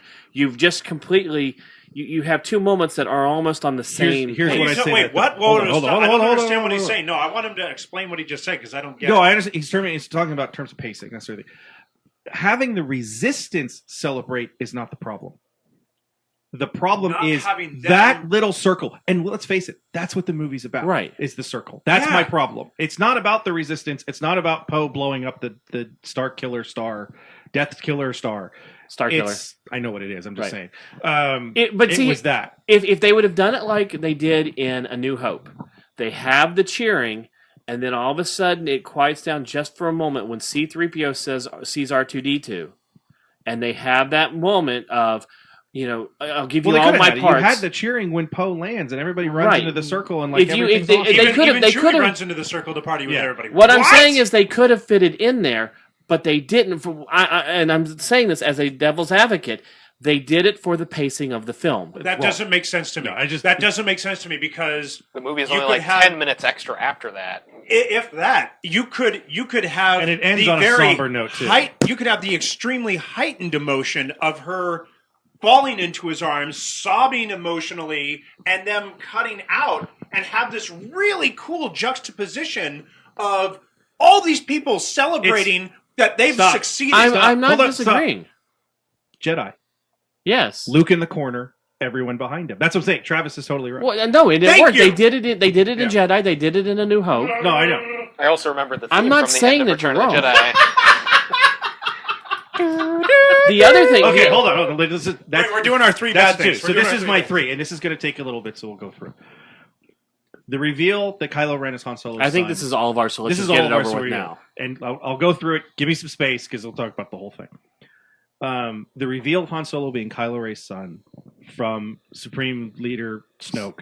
Wait, Han Solo's Kylo. Yes, is terrible. Yes, it's a horrible Han spot. Solo is It's Like it's Kylo too Ren's early. son. It's too soon. It's not only it's too early. It has no impact. It has no push. It has nothing. Let's pretend that doesn't happen. Okay. I know why it's there because the story continues with Han and Leia talking to each other about their son. About their son. Right. I think if you don't have that moment, you have Han and Leia talking about someone who you are now assuming, because he's called Darth Vader grandfather, Right. is Luke Skywalker's son. They would have a connection. Leia, this would be Leia's nephew. She would have a connection to this character, who we know through Han's explanation to Finn and Rey was Luke's prize student who he failed. Went to the dark So side, all left. of that dialogue can be there and have that impact. You know, it's something. There's something. You take there. out the specifics. Of So them now we talking get about to their the son. end. Yes, you get to the Starkiller base. You have Rey and Finn up on the gantry looking down at Kylo walking across the gantry. You have Chewbacca looking at it. Han Solo comes behind him, holsters his weapon. Going to get through the whole thing. Don't say anything. Holsters his weapon, calls out the name Ben. Yep. Great name for Luke Skywalker's son as well. Totally. Kylo Ren turns around. Han Solo, I've been waiting for this moment for a long time. Take off that mask. You don't need it. What do you expect to find under the mask? The face of my son. Right. It's Empire. If you're going to have all the damn beats in it, we're not bleeping damn. If you're going to have all the damn beats from the first three films in it, how do you miss the greatest beat in all the original trilogy? Yeah. You could have easily mirrored that piece. Yep. As soon as I saw it, I'm watching that scene going, God, I wish they hadn't revealed that with Yep. Snoke. There's no power into it. It felt flat. in the theater. It feels flat. What we were talking about with the Chewie moment, I don't think they give Han's death his due They because don't. of that moment. He robs it of that emotion. I think if I had one big, huge, overall problem, as wonderful as it was, it didn't have as much heart and emotion as I wanted to have. The second trailer with the music behind it has more heart than the last half of that film does. And so that was my big one. That's the big one. I walked out of the theater and What's said the very same interesting thing. is a lot of people are talking about the three acts of the film, and the first two acts are very well paced, very well run, have very perfect stories. running out of and the running third out of act the kind of order, like yeah. crashes home. Because the beginning of the story starts as we need to find Luke Skywalker, and then all of a sudden it takes that right hand turn Totally, to we but need to the blow up first the two acts Starkiller are base. like people are saying, like the first two acts are brilliant. The last act Yeah. kind of just crashes home. The I Twitter walked feed- out of the theater and the first thing I said to Beth was they revealed Han Solo's son too soon. It was way too soon. I wonder. So, like you were Because doing see, with even if like you were leave- doing no, hold on, like you were doing with Devil's Advocate. Do you think they specifically did it early and got it out of the way so that they didn't automatically copy another piece of Empire? I think they got it out of the way so that you could have the scenes between Han and Leia Yes. at the Resistance base. Without Which that I scene, you don't understand. have I'm those not scenes. saying I don't understand it. I'm not saying it's No, I get completely out that. of place. I'm saying that they could have done it the other way. It would have They taken. totally could have done it. It the would other have way. taken a little more depth, a little more deft screenwriting, script writing, when which they're you would in the expect base. from Larry Kasdan. without Because having the that. fact- here's the thing: losing your son like this, and we've seen this before because it happens in the EU. You almost would sense that you would buy the two of them almost not even mentioning his name. Like this is what tore us apart between Han and Leia. Yeah. This is what tore us apart. My brother disappears from the whole effing galaxy. He abandons us as we're fighting the First Order because he failed in such a profound way. Maybe you wouldn't mention his name. Maybe you wouldn't. it's- You would it's have it the name that behind does going- not get said. Exactly. But for the sake It's of the Voldemort. audience, you have to do that because that's the way you tell the audience why Luke is gone and why Han and But Leia I think that still split works up. if you're No, they- running no, under no, the but if assumption- you're No, they listening could have- Kylo Hold on, Ren. hold on, hold on. They could have said all of that without saying that it Yes, was their son. I Yes, agree. totally true. Because you're jumping. Because again, the important part of my theory is that there's the part where he's looking at Darth Vader's mask and says, "I will continue what you finished." Grandfather. Yes. He can Right. be Leia's or Luke's. It can go As either you way. keep Well, and- going, but see, you're assuming he's Luke's. The and majority Luke of the is his audience son. would automatically assume he's Luke's son because of the fact that you don't find out that Leia is related to Luke until the last 10 minutes of Jedi. You know or at what, least though? she doesn't figure that out. I assumed from the get-go, as they were kind of piecing it out, that Kylo was Han and Leia's son. because of all the books I've read in my life of Jaina and Jason That was Solo. the flip for me. I thought it was going to be Luke's simply because they wanted to get away. No, they straight were like, "Hey, remember when we said we might take from?" Well, we totally. My speculation right off the bat was either that Kylo Ren was definitely the son of Solo, and Rey was either his twin. But as I started looking at him, going, "There's too much of an age difference." Luke's daughter. But then I said she is Luke's daughter. And I said it's because they've he never had a said, Skywalker as a female character, main female character. And especially in the world we live in now, where we're making strong female characters, to have the dominant Skywalker Most in this powerful person. Kylo Ren the is female. also a Skywalker, though. But he is a Skywalker. but he's a Totally Solo. His last name is Solo. That's semantics. It's In semantics. reality, That is semantics. It's semantics. I'm with you. That's semantics. It's here. semantics, but when you look at it, when you compare it to the real world, you look at the last name. Well, that was the, and that was what where we you. were when he first said that both of them were Solos. I first said that both of them were Luke's. Then, as we were on the podcast, I said I'm open to the idea that they're cousins. That one is one and one is the other, cousins, and yeah. I flipped it because I said it's the Skywalker name. Because of our biases in terms of paternity, the Skywalker name is passed down from male to male to male. That's why I thought Kylo would be Ben Skywalker. Interesting. Okay. It's one way or the other. It doesn't. If the flip was good. I saw her and she looked like Keira Knightley, who was Padme's right hand girl, and I was like, "Do you?" Because I mean, hey. And then the other thing I said was JJ did a lot of really specific, very specific things in this, and the other very specific. So. It kind of makes me wonder. JJ's not a stupid guy. He may not make a perfect film, but he's not dumb. No. And he picks out details really well. So I kind of wonder if, when they were searching for an actress, I wonder if they were like, we need to find somebody who looks kind of like Natalie. They made Ewan McGregor act like Alec Guinness. So like, can you do Alec Guinness and kind of do the voice or whatever? Well, like I said, I wonder if they were like, hey, we need you to kind of like, we need somebody who looks a little bit like Natalie Portman / Keira Knightley. But it's not even just that. It's when she takes off her mask, she looks like Jake Lloyd as a kid. You can see. I see. You can see. No. No, trust me. Now we've entered the Twilight Zone. I'm telling you. That is incredibly unfair. Not only that. How dare you say that to Daisy Ridley? She is beautiful. Not only She's that. a beautiful girl. No. A beautiful girl. Podcast over. I'm done here. Okay, but here the other thing, as far as the lineage, Don't break the mic. another reason I said Kylo Ren was a Solo was because it's a way to break up all three of the original trilogy. They also cast a guy who looks like Hayden Christensen too, with a bigger nose. Interesting, Adam Driver. Yeah, I didn't see that. I get it. The whole movie, his hair, everything was they do. If you Anakin from Revenge of the Sith, except he's got kind of schnauz. If you look at Like if you look at the interrogation scene, that comes from the Solo. I was actually a little creeped out during the interrogation scene. Why? Because the way he's all up on her and stuff, and incest has He's a a big bad part. guy. I know. Incest is a bad part. It's in there. There's a lot. Look at it. Luke, Not only is there Luke incest, covets his sister for a Luke long covets time. his I know sister, that, and I'm saying they try desperately in the new canonical books to get away from that. But I'm saying it was there. There was a hint of it. Look, there. when we find out that Rey is the doesn't know incestual who she daughter is. of Luke and Leia. Leia, then you're okay. Then we're all fine. And then everybody's everything's a okay. big, happy, All right, let's incestual go. family. That kiss led to a whole lot more. All right, let's get away from what it's. Okay. Is there anything else? Yes. Did you have any? we got to do our threes. Jeez. I had Doesn't have some to be issues. threes. We go. There were some. I got issues. There were things in this movie that I felt like they were put in there, and I know that it's Star Wars, and I know that things are put in there just to sell toys or just to be put in there as contrived. toys. You said The scene, the first lightsaber battle with with Finn and the Riot Trooper. Riot Trooper was completely out of place and out of character. I love that. Wait, what are we talking about now?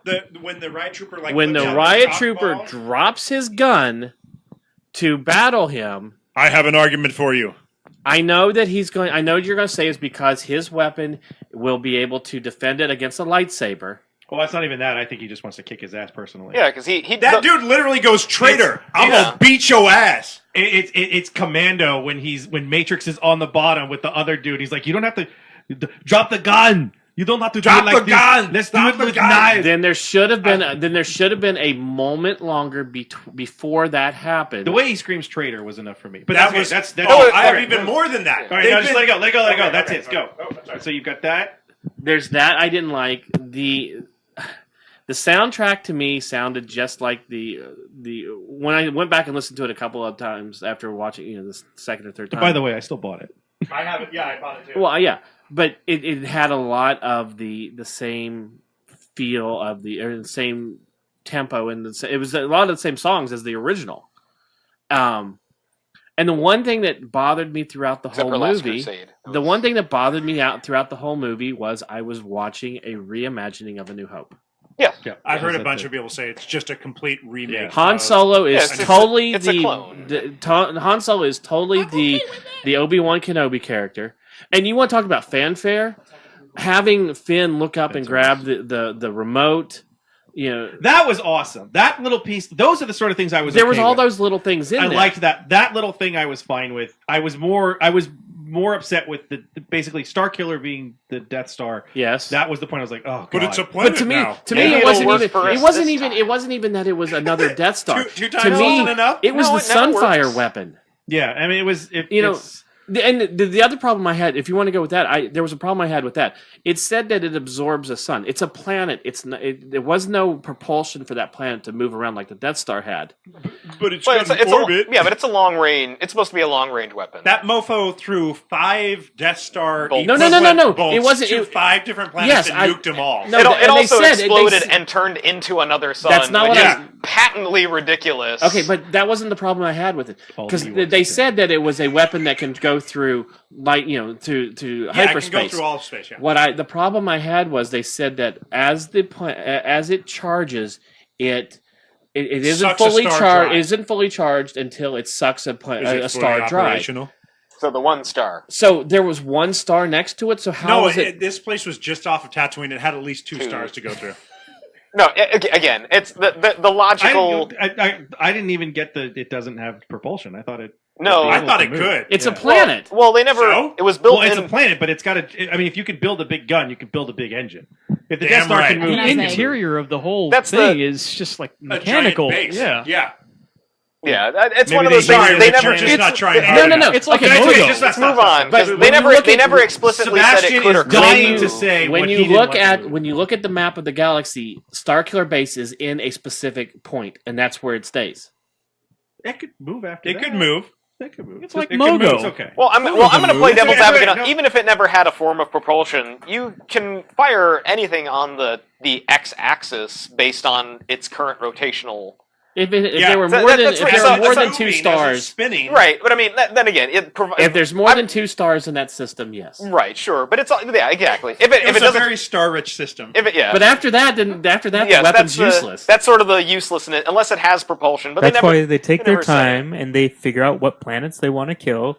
They have did. meeting. They took out They 5 come specific together. planets. It wasn't a planet big. and its moon. Here's what's going to happen. It wasn't a Next big movie, deal, but it was there's going to be something- another May- Star Killer planet Oh, somewhere God. else in the Maybe galaxy. there's no propulsion and it's just hyperspace. That's it.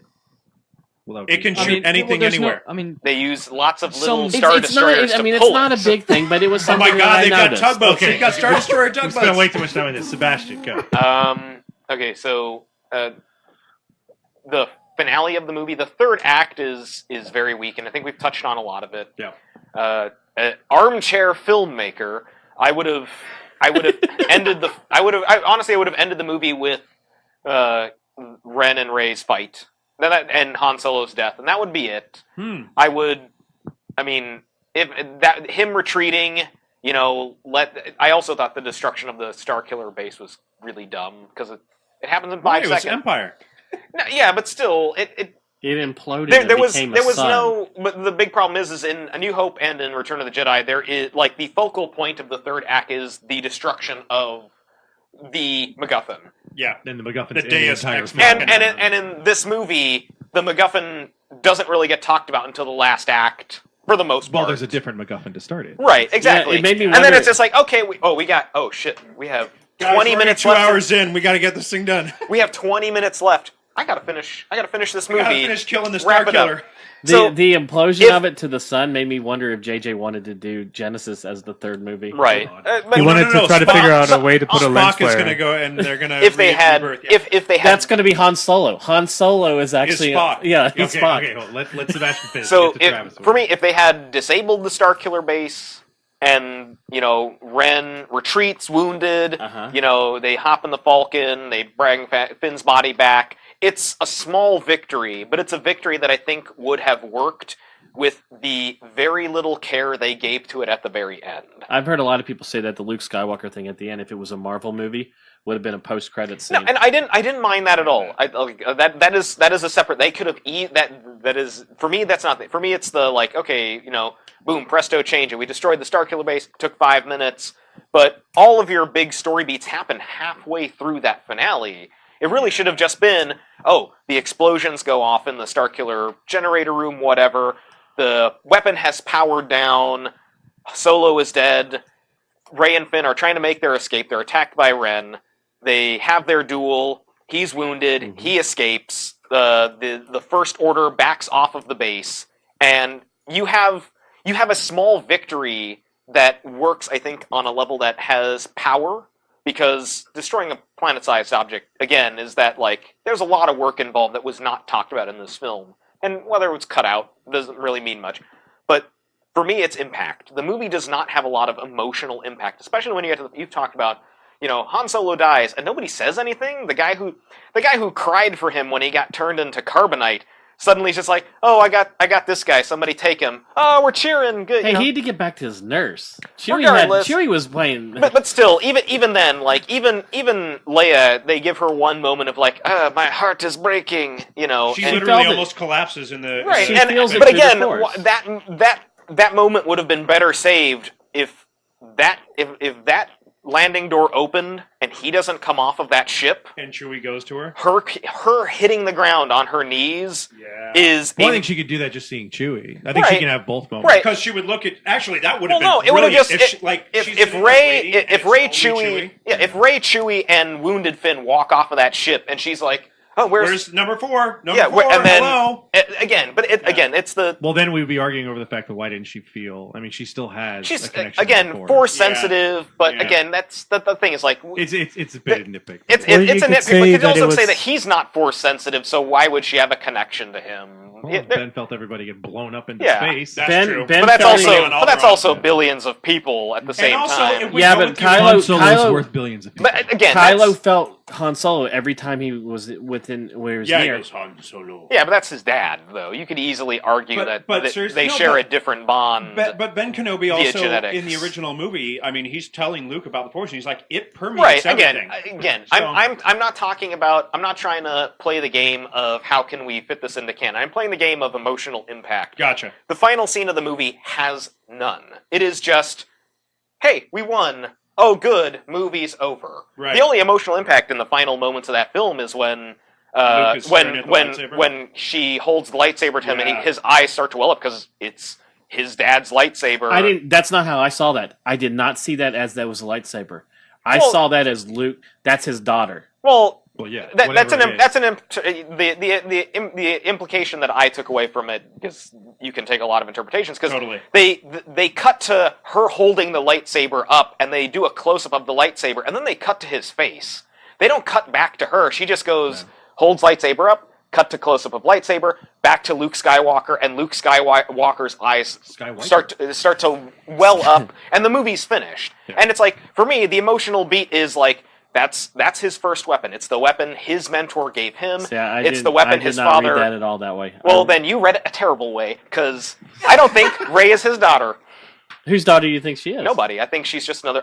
Honestly, another big badass forcer. Yeah, because again, he was training new Jedi, and one theory I was talking to Shauna and my friend Travis.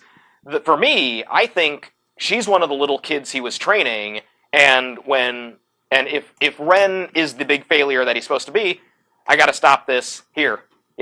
Go somewhere safe. Seriously, you wouldn't think that Luke would send his daughter if he could take? Do you think? His, do you think Luke would? Let me finish. You don't think that if he failed with his nephew, that he would be worried that he would do the same to his daughter. So the best thing to be is to be the furthest he can be away from his daughter. So let me leave her. Let me leave her with somebody that I can trust to take care of her. He did. No. Here's the thing. The problem with the implication is you're assuming that she was left with people. All she really said is like, oh, her family never came back, regardless of whatever that means. Obi-Wan is Anakin's family. Yep. Ben Kenobi is Luke Skywalker's family by virtue of being the mentor. And again, I could be wrong, but I'm just saying, for interpretation's sake, the idea that it's like, oh, I'm going to leave my kid on a desert planet with nobody. Yeah, my own has kid. Far more implications of being a terrible parent than I'm going to give you to Han and Leia, or I'm going to give you to Wedge Antilles or Biggs. I'm going to hold on. I'm going to give you two pieces that I said earlier against that. Removing the children of a Skywalker is a classic beat within the film. It's a theme. And two, when you see her and the family's leaving, she's in the arms of somebody else. Mm-hmm. In her flashback, she's in the arms of somebody. He left Simon her Pegg. with somebody. No, yeah, it's Simon Pegg. No, it's not. It's supposed to be the alien. It looks like the big fat fingers of Simon Pegg. The guy that was in the vendor that she kept taking apart to is not Simon Pegg. Yes, it is. Yeah, it is. No. Yeah, that is Simon Pegg's character. They've released pictures of him now. No, they said that Simon Pegg's character was in the Maz's. No. Simon Pegg is the dude dealer. giving her rations every day. And, That's Simon Pegg. And they actually have multiple. They actually released them. They have the photos of him in the costume. Of him in the costume, talking with JJ and.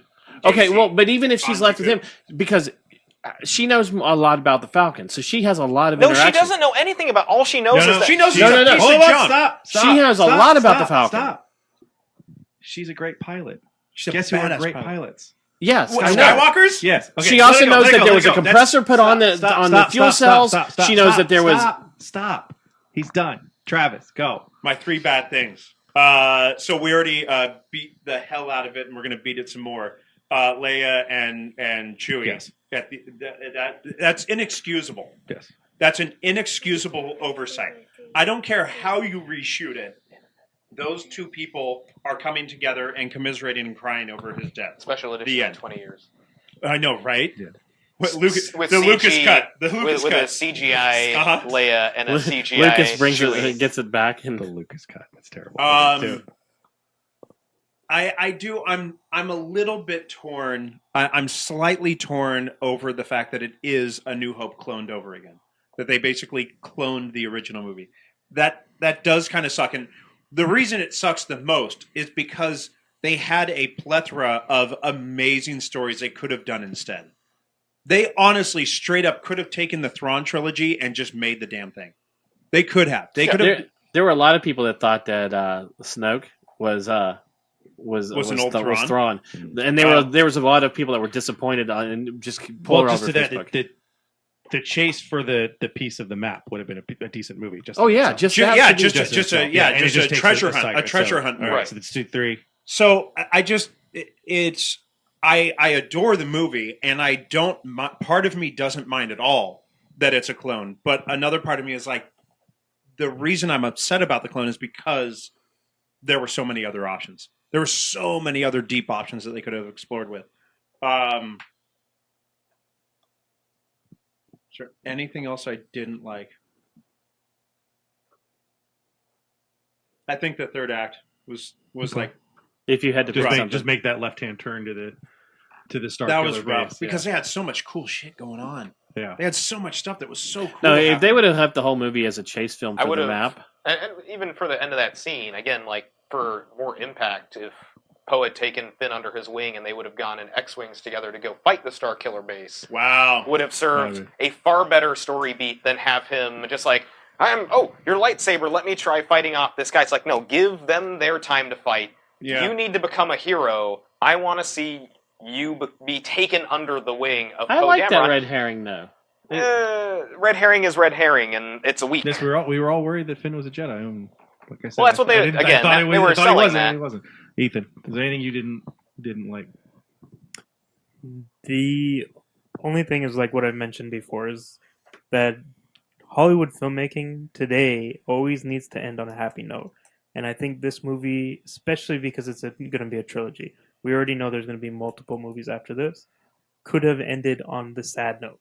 And like I would have loved to see them fighting on this, fighting off the Starkiller base, and that part where they may say, "Oh, we got a hole in it, let's go," and instead of Poe flying into it and just basically shooting the inside of the Starkiller base, saying, "No, that hole is not big enough for me to get in. I can't do it." Like we failed essentially, or and then moving on, and then to the point where Empire Strikes Back to the first film. Yeah. Well, yeah. Well, I mean, and then knowing after the lightsaber battle, they've been separated. It's that he's still around. Obviously, we still know that Kylo Ren is still around because he doesn't die. But the fact that he's still around, the Starkiller base is still around. It's just the mission that they had, they failed, and it could have it could just add to just I don't know, just giving like a better sense of if the Starkiller base is around for 3 films, when it blows up in 3, it has a lot more impact. Right. Oh yeah. Right. And in this movie, it's just it's done. We won. Yeah. Oh, Right. okay. Ta-da! Well, they blow up the Senate and everything else for the New Republic, and you have no idea really that Did happened. they? Because that could easily be rewritten. No, it is. It Again, it's in an Ultimate Visual Dictionary. It's not canon unless it's in a story that we can tangibly. but he says that today we end the New Republic, and they mentioned the Senate, and that was one of the one that you see all the that people. That part was not done well. No, it wasn't. It's not, where they nuke the 5 planets. He's like, all right, New Republic's dead. Or the Yeah, Republic's because gone. it didn't make but they any never sense. even said that was the end of the New Republic. Because either. they've already stated in other in Aftermath and in the comic book that the New Republic Senate is not on Coruscant. No, Well, at the time. No, but It even depends so. on- Fine, Well, then this I'm is going to 30 pull years from ago. the Ultimate But what they've Visual said now Dictionary is because the home of the New Republic is on Mon Mothma's planet. No, yes, it is. It's in. No, what they're doing is they've said that the Senate will be moving around. The Senate is not always on the So same then the New planet. Republic's still not destroyed because the home base of the New Republic is on Mon Mothma's planet, which didn't get destroyed. Okay, it's not explained well in it No, it's because not. It's in A New Hope. There's 2 very specific things. They disband the Senate completely, and Yes. they destroy Alderaan, and you know what the planet Alderaan means Mhm. to the system. What you want to give me a 3A or a 4? That scene is completely. You don't know what exactly they're doing. They don't explain what that impact has in terms of the Republic. Right. It doesn't matter. And where they the could have Senate done is. it It's with just like 30 more seconds Yeah, to it's that establish, they like, blew look, up- here's a Senate. they Here, blew like, up the planet, here's yeah. a Senate. and Here's a and this. here's Here's the a thing. The Senate starts on Chandrilla, but yes, it'll move or whatever. If they Right. blow up the Senate, it's not like they blew up all the planets in the Republic. They can move the Senate. Right. You lose all your senators, that's great. But again, it's not discussed in enough of a dialogue to really understand exactly what they Right, did. and that Which was is one of was- the biggest fears that I have for the franchise now is that yeah, you're adding too many other elements that you have to follow. And there's in fun order things that you could do. C-3PO's red arm will be explained whenever the hell Tony Harris finishes that book that's already 3 weeks late. Those little pieces are fine, but a major point of Like the that. story needs to be there. But Well, that was my big bone of contention watching the movie, because especially when that happens, like, is that Coruscant? No, it's not Coruscant I thought the same thing because when it's I not saw the it. home of the New Republic. It's Mon It wasn't Mothma's even that. I planet. just thought it was Coruscant because I'm like, it looks like it's a city city planet. Yeah. And But the even bad then- thing is, but even with the light explanation they give general's line, it can be interpreted either way. Correct. Because they never tell you. They just say, "Oh, the Halcyon system is destroyed." What's the Halcyon system? Let's have a rap about this. And But even, as you're and saying then when now it's that- destroyed, Leia, the general, Leia, the Resistance, they don't talk about what got destroyed. right. Yeah, that all they need is something like, how can we continue? We get support from the Republic, and the heart of the Republic is destroyed. Then you would have had just enough, right in those 2 lines, to know this was something important. Which might be a deleted scene. Which it doesn't matter. But whether then it's it doesn't deleted or count. not. It doesn't count. But see, Stop, that stop, stuff does stop, count because they have said that you have to. I mean, But no, the source books and everything now are part of that. It doesn't matter whether it's part of it or not. What I'm saying is, from the film, from zero, I from the agree with zero that. mark to the 215 mark or wherever it ends, you have to have it all on. The I agree screen with that, and if it's a plot point. 3PO's red arm is not a plot point. Right. It's just a funny It's thing. just a Like, joke. I have a red arm. Picking up the droid ball or whatever is not a plot point. So that's. But let's get past it. Do you have anything else, Mikey? Anything? Once he finds his microphone. Yeah. The fanfare, not at the beginning of the film, Mm-hmm. but again, Stupid 20th whatever. Century Fox. Yeah. Just pay 20th Century just to put that on. I'm perfectly fine with that. It's not like you don't have enough What's money. the number? And it didn't go gold; it was silver for the Lucasfilm. I'll agree with Travis and and Rich about the whole copying of New Hope. There was something else that I just lost. Well, if it comes back to you, you can interrupt Shauna. Shauna, anything? Since you loved it so much. Yes, I did love it so much, but there's a couple of nitpicky things. I kind of felt that, okay, of course, there's an implied romance between Ray and Finn, and I kind of felt it was maybe just a tiny bit rushed. Like, I'm fine with the romance between them, but only if it. You won't be when they turn out to be brother and sister. Oh God! Wait, is he Lando's kid? We'll get to that. We'll get to that, but All right, like the thing is, I'm all for romance in movies when it's like, but I like it when it takes time, and it just kind of seems like they know each other for like less than like. He was very thirsty that entire movie. Yeah, he was. He's just like It made me thirsty. Yeah. I'm so glad he got nauseous when he drank that water because I was getting nauseous looking at yes. it. It's like, anyway, it just kind of felt like they were trying to shove it in our faces, just kind of like, hey, look, there's a brand new Star Wars love story. Like, no, just like we have 2 more movies. Let it grow. Just let it develop. I mean, Let it grow. Let it grow. I think she totally friend zoned him though at the end, like when he's sitting in the hospital bed or whatever, and she's He's like, unconscious. I'll see you later, my She's friend. gotta go find Pops, yo. She's like, I'll see you later, my friend. I know we'll see each other again, is what she says. And then what? And then his machine just goes beep. no, but all right, Arabella, you want? Was that your 3? I'm sorry. No, No. I was I'm first. sorry. Go, Sean. That was was my 1, first. dude. Go, Yeah. God. This I'm guy. sorry, Shauna. That's okay. Great. Now I lost my train of thought. Hold on. Okay. Now she's done. Okay, You don't like her anything? Okay, the thing is, I like the romance, but I think it was a little bit too rushed. And I'm gonna agree with what some of you guys said about Leia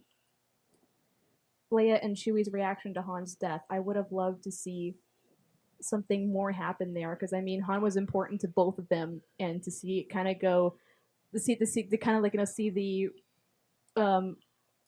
that scene play out the way it did. I'm just kind of like, but you guys were together for so long, and why?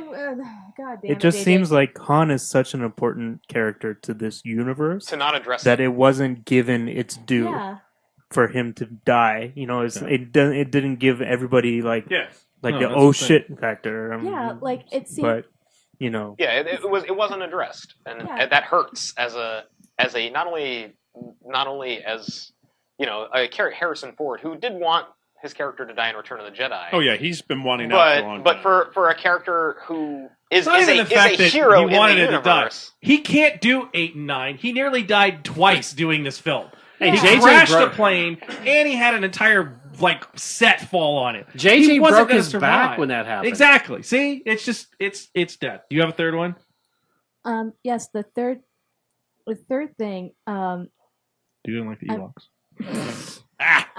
Am I the only one here who does not have a problem No, I with love Ewoks? I love the Ewoks are Ewoks. great. Okay. I'm neutral Okay. towards them. They eat people. That makes them fascinating. That's a great little Right? thing that no one really Little thinks cannibal about. bastards. And so people cute. eat them because there's Ewok jerky in the EU. Like, this was like another like really like like another nitpicky thing.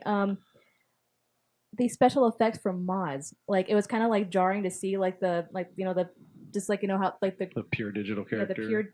the pure like CG with her. 'cause I it thought she like- was fine until she got into the basement. Yeah. When she was in the Which, hallway yeah, of the when she was basement. trying to run around. When she opened Yeah. the lenses? Well, no, when she's in the basement and she finds Rey after she finds the saber. I thought that was the part where I was like, okay, she's so she digital. started moving around like The when she was shade- sitting at the table. I It's thought- more of when the she was sitting at shading yeah, than the anything. shading when she was down there. I didn't like. Yeah, like it was just kind of jarring just to see everything coming together so well so far. As far Yeah. as the special effects goes, and then it's just like it's just kind of like why you no use puppet? You know? Okay, now we got to get to Bella before she explodes. Okay. Go ahead, Bella. Go, Bella! I actually have 3 things I dislike about it. They should have loved when they showed Han Solo's dad's face at episode 9.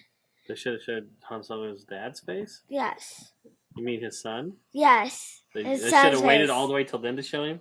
Yeah, because I don't think that's an Adam Driver's cause contract. that's what I dislike about You that. don't want to see his face that early? Yeah, because I Okay. think they should have waited until the. You mean knife. when He he should have showed just he should have kept the mask on for 2 more films and then at Yeah. the end. Okay. Yeah. or when you know what? And It's I a- think it's a, almost it's a Vader piece. I so. think I know what she's talking about though. Do you mean when he was with Rey and he was interrogating Rey and he takes off the mask? Yes, that's what I'm talking about. They should have waited until he was with his dad to take it off for the first Yeah. time. Well, you wanted to Yeah. hide the face longer. Hide the face until. Okay. I agree with this. All right, Yeah. that's one. That's not What's- a bad one. That's the second one. That's a good point. And Especially my if you hold what we were talking about. Yeah. The other piece. and my third one is they. What's the second one? The second one. wait, yeah. The second one is they should have made BB-8 like a normal droid and could have showed the more features for BB-8.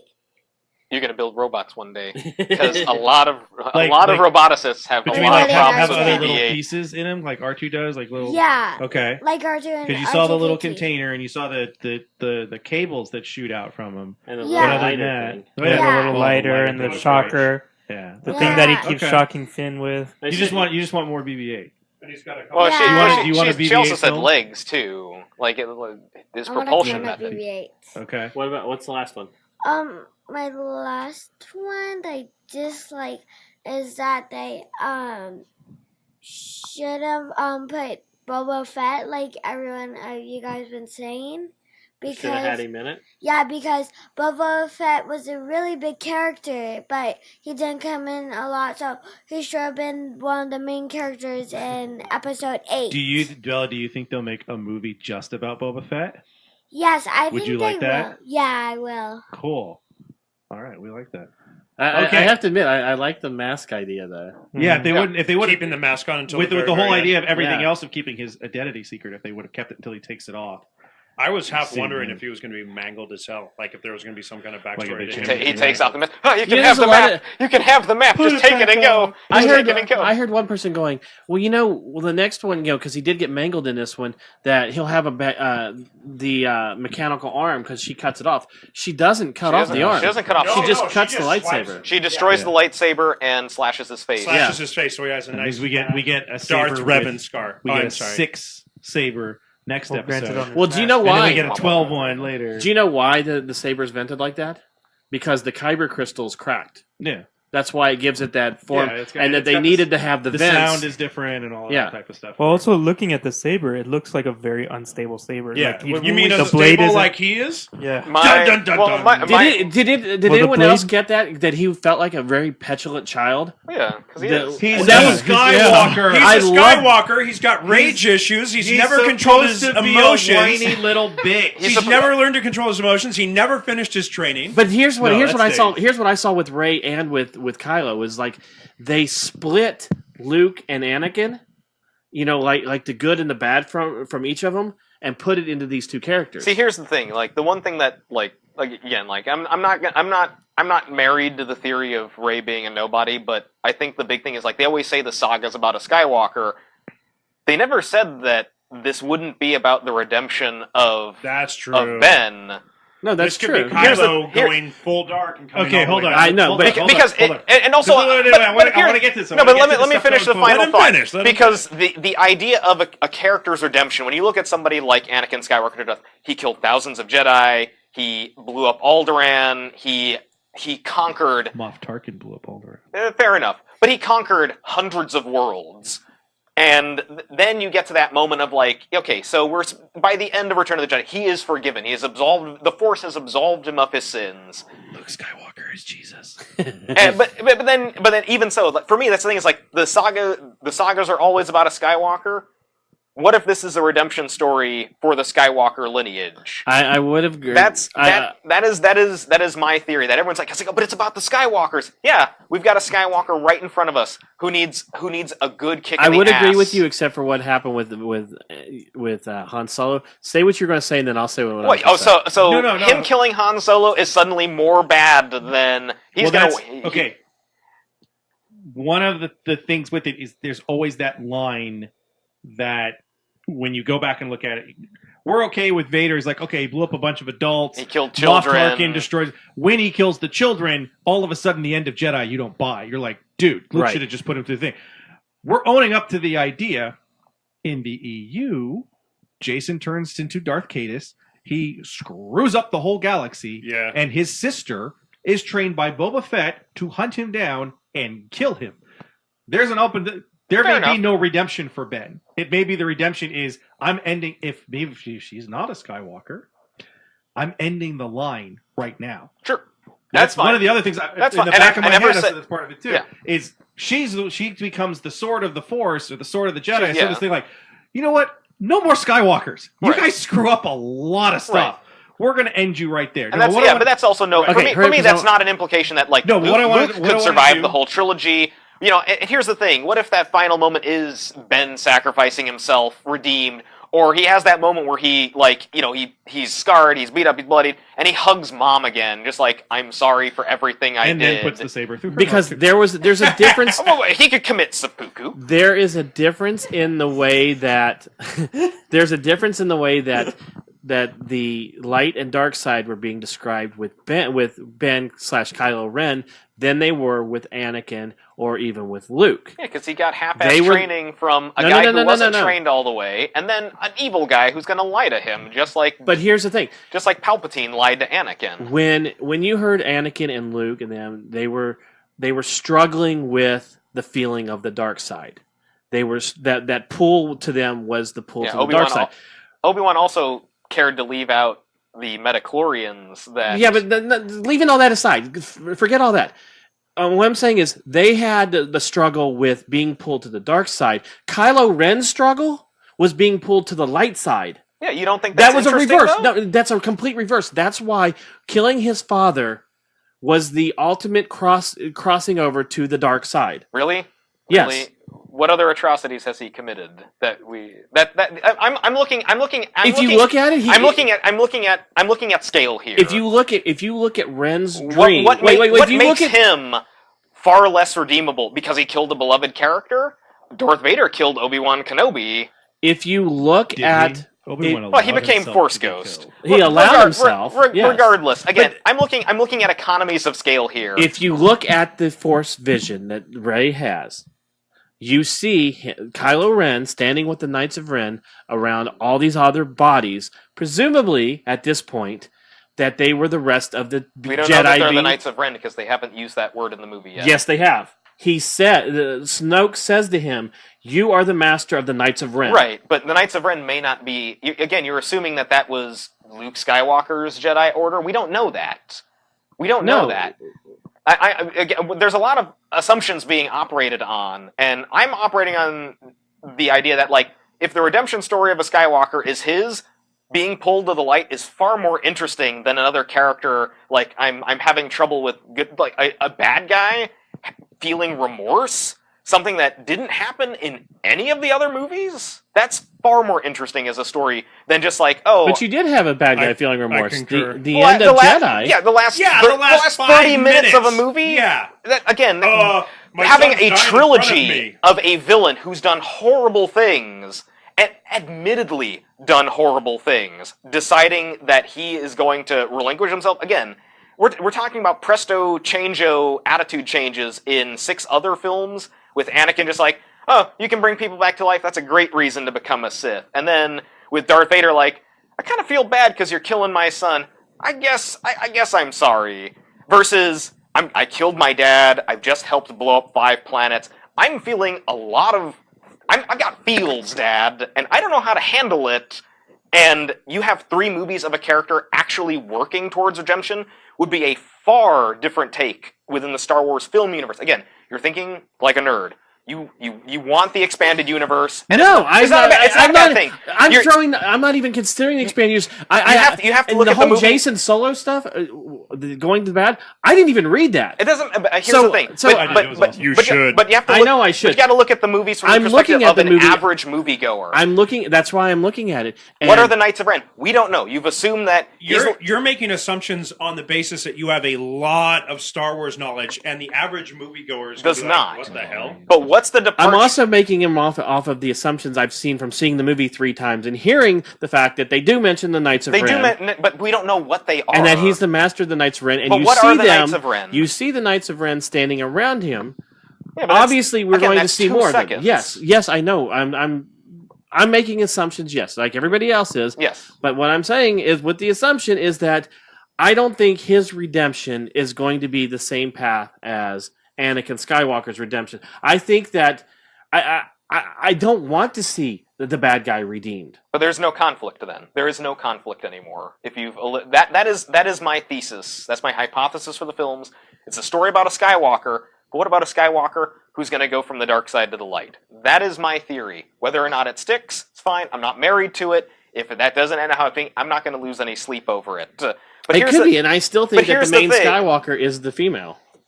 That's entirely possible, but from a point of story conflict, the idea of a villain feeling remorse and actually making a transition into a character who could be redeemed, even if it happens by the very end of the movie, but at least there's character growth through the saga of a bad guy becoming a hero. Is Kylo Ren the hero of Episode 9?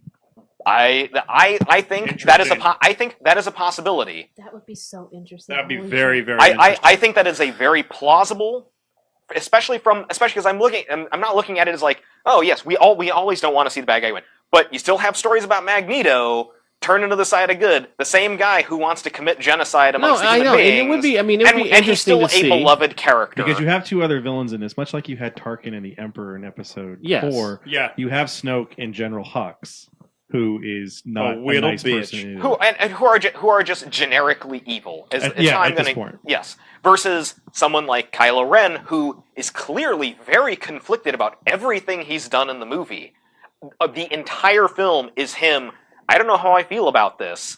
He one minute decides to kill a stormtrooper, the next minute he's just destroying consoles. He sees his dad and he feels something and he wants to be a hero. That's interesting. If that's not what JJ Abrams intended, then he is missing control the of your entirely film. point. I agree on top of that which, it would be Adam Driver uses 2 different voices. You guys all notice that, right? Yes. Mm-hmm. He's constantly using 2 voices. Yes. When he speaks to Han Solo, he uses a higher pitch. Snoke says he's conflicted. One of the things we see in it is that, yes, he doesn't have the same traits that Vader does, and that, one, he's not as good as the others, but yes, he doesn't kill the stormtrooper that brings him the bad news. Versus Vader, who is killing guys left and right. What isn't explained very well, but what I kind of tried to piece together is Kylo, in a sense, is a mercenary as well. All Kylo cares about is finding Luke and killing him and ending the Jedi. The First Order just wants Luke to disappear, wants him to die because he would stand in the way of what they're trying to do. It's the Last Jedi. Yeah, it's the 2 of them. Kylo's basically like, I will work for you because you have the rest of the map. I'm going to use your forces to find this last piece, and I'm going to go do what you want me to do. And in between, which is self-serving. Yeah, I'll go destroy planets. I'll go kill villages. But he's also I don't give a crap what you guys need me to do. I'll do your stupid, dirty work, but I have one goal. He's not. Vader, after the first movie, he's hunting for the rebels. He doesn't really care about the rest of the Empire. Correct. It's simply just that sort of So it's the final shot of 9 when Kylo Ren. The final shot of 9 is a bunch of teddy bears. Skywalker. Well, no, I could see Rey. Luke Skywalker's mission with Rey, which train a new Jedi. No, to bring back balance to the Force. Again. No, to bring Kylo back to the light. It's entirely possible. Which her whole training is to bring him back. If she's not an actual Skywalker, but Kenobi's granddaughter. But here's the other question that I have to plausible. ask. But here's the other question that I have to ask, which I think is important. Does it matter that she's linked to another character? In all honesty, does that make the story? The Star Wars universe? Yes. No, it doesn't, because that doesn't make the story better. It's not that it makes it better. it's a shortcut as an emotional attachment. Yes, it is. There's a familial attachment, even if they're cousins. Which is, well, that's why I'm thinking outside of the box. Everyone's making all, and I'm going like, what if it's to go I'm back going to the this way? EU to talk about Jason and Jaina? You have the advantage of the fact that those characters existed for 10, 15 years when the legacy books were written, to the point in which the final book she confronts Jason and kills him. Yes. But she cannot redeem him. She murders him. Well, not murders him. And then Anakin pops in. Anakin's already dead. Well, the new Anakin, because there were three kids. Rumor has it Hayden Christensen's going to be in one of those movies. No! If that ends up being true, what if Grandpappy shows up? Hold on, wait. Legacy. Where does Anakin show up? Anakin's dead. The new Anakin. There's a third kid. He dies. He dies. Oh, that's right. He dies in the New Jedi Order. God, that's right. That's I what completely starts. forgot about That's that. what starts Jason down the back. That's Anakin right. dies. Jason feels bad that he couldn't save him. Right. He starts going down the He dark meets the to Jedi bring in him the back to Yuzon life. Vong. Yep. The Jedi, the old Jedi. I forgot about what happened. Verge tells him the Force isn't light or dark. It's just the Force. It depends on how you use it. And if you use dark side powers, quote unquote dark side powers, Right. but you use them for good, everything's fine. And that's why Legacy is so interesting, because it's Jason falling into the same trap, but even further. Kylo Ren, Ben. I know. Kylo Ben. Kylo Ben Ren Jason. Kylo Ben Ren. Kylo Ben Ren. Obviously That knows should have been his name. That's a great name. of Rey. Of some knows What? her. No, he doesn't. He does. He knows her in some form. Now you're making shit up. No, he said as soon Hold on. as the lieutenant brings him the news, and he says that the droid escaped, and he says, "What? The droid stole a freighter?" He goes, "No, he With a had girl. help with the other." He says, "With a girl." That's when he force grabs him, brings him to me, and says, "What girl?" He has a. I think no, that doesn't. I don't mean know anything. I don't know if he knows for sure, but he knows there's something. To me, he knows that something's there. Just like I think when Han sees Rey for the first time, Yes. when Han and Leia see Rey for the first time, they know there's something there.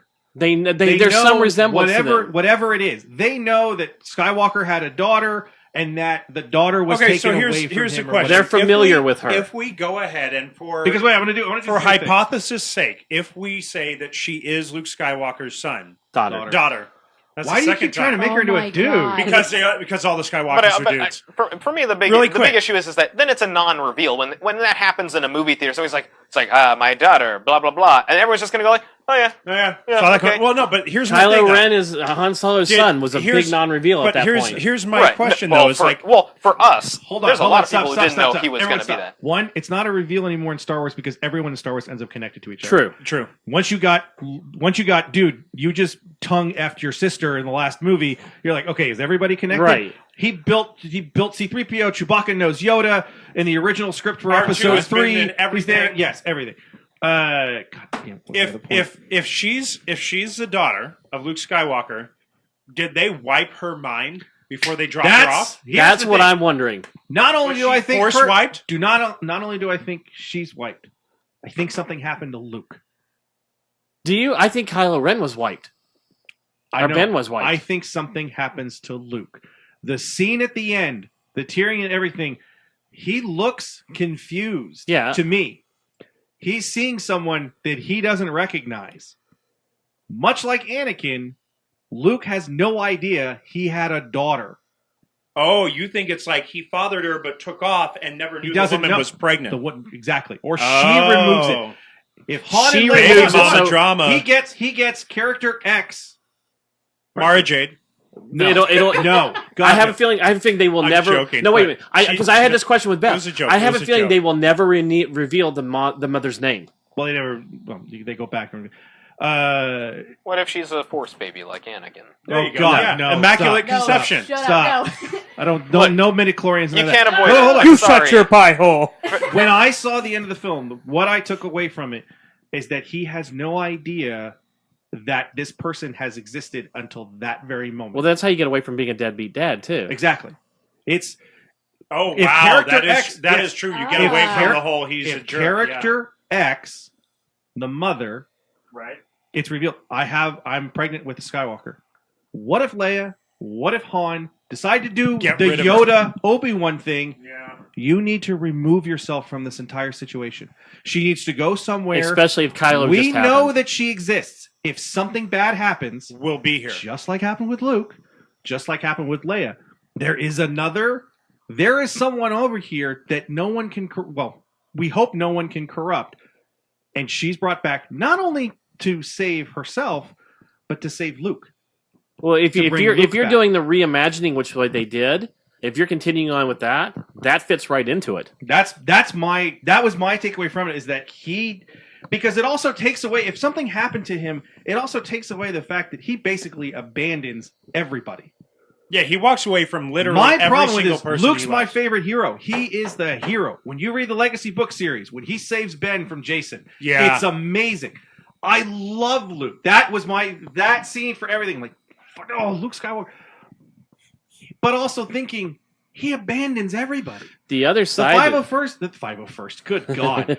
The First Order is a legitimate threat. Yes. He knows this when he leaves. Yes. He knows. They keep saying, without the Jedi, we can't we can't bring balance back. We can't do they say it 3-4 times in the movie. He leaves everybody. I want his mind. Something bad happened to him and he's completely erased. He doesn't remember who he is. He doesn't remember that he doesn't know he has a daughter. He doesn't have those connections. And just like she has a connection to the saber, he will have a connection to the saber. He sees He'll it. have a connection and all to of a her. sudden, in the eyes, in the mind, this starts to flood back in. well, they already said that they gave it away. When Maz gave it away with the eyes. Mm-hmm. You know, you live long enough, you've seen the same eyes in the See same the person. same- yeah. Granted, that's not just for. Well, she Well, says he it. said She it to says Finn. it. She says says it it to Finn, but it's because also she's to the- met Lando Calrissian, Right. And that dude is Lando's son. Oh, yeah. Because he is a conniving, sniveling, lying con man Who likes through to the run. first 3/4 of the film, And who likes to run. and tries to abandon everybody. There's also a puzzle piece And that I was on said Amazon that had I his last said name. that as a joke a year and a half ago. No, yeah. And I'm just like, there it is. The other side of this is that if Leia and Han, or one of the two of them, takes Rey and away from Luke, or keeps it a secret from Luke, because they just had their son fail as an apprentice of Luke and be turned to the dark side, they can't trust Luke to be with a child to train another kid at this point. So I think to separate there are them beats in it that maybe even if they're not completely concrete right now, this is the saber thing. I've had people ask, how does Maz get the saber? How does Maz get the saber? She says it. It's a story for a different time. Mm-hmm. Oh, and It I doesn't- love that. That's part of Yeah, no. that whole mysticism, mysterious. But also the idea. The only This thing that is- worries me about that is that you're setting yourself up now to say within the trilogy, we're going to tell these. They'll on never the others. explain it. It'll be in a No, comic book no, somewhere. that was what was No. nice about the original trilogy. Is there was stuff you just kind of went. It just happens. But this is the type of stuff. This is Lost. The writers of Lost admitted in the first 3-4 seasons, they put stuff in to allow other writers and other creators to pick it up. We know now George Lucas isn't the only person that's going to touch these anymore. Right. We know there are other creators who are going to step in. Rogue One is a story from a producer that was just like, we should do a story about how they get the Death Star plans. Dude, write that right now. How did we do it? Well, we make Rogue Squadron. Some point, some writer will pick up these holes. We saw it when I went to the publishing panel at Celebration. Mm-hmm. They said specifically, the best part of throwing everything out is now there's these holes we have to refill. Right. There's these pieces. When you see the new trilogy, there are going to be holes and pieces we need to refill as an interesting story. If we never know how she gets the saber, it's no big deal. If somebody comes out with a great idea of how she finds the saber, it's a great idea. It's a good story. What if Boba Fett finds the saber?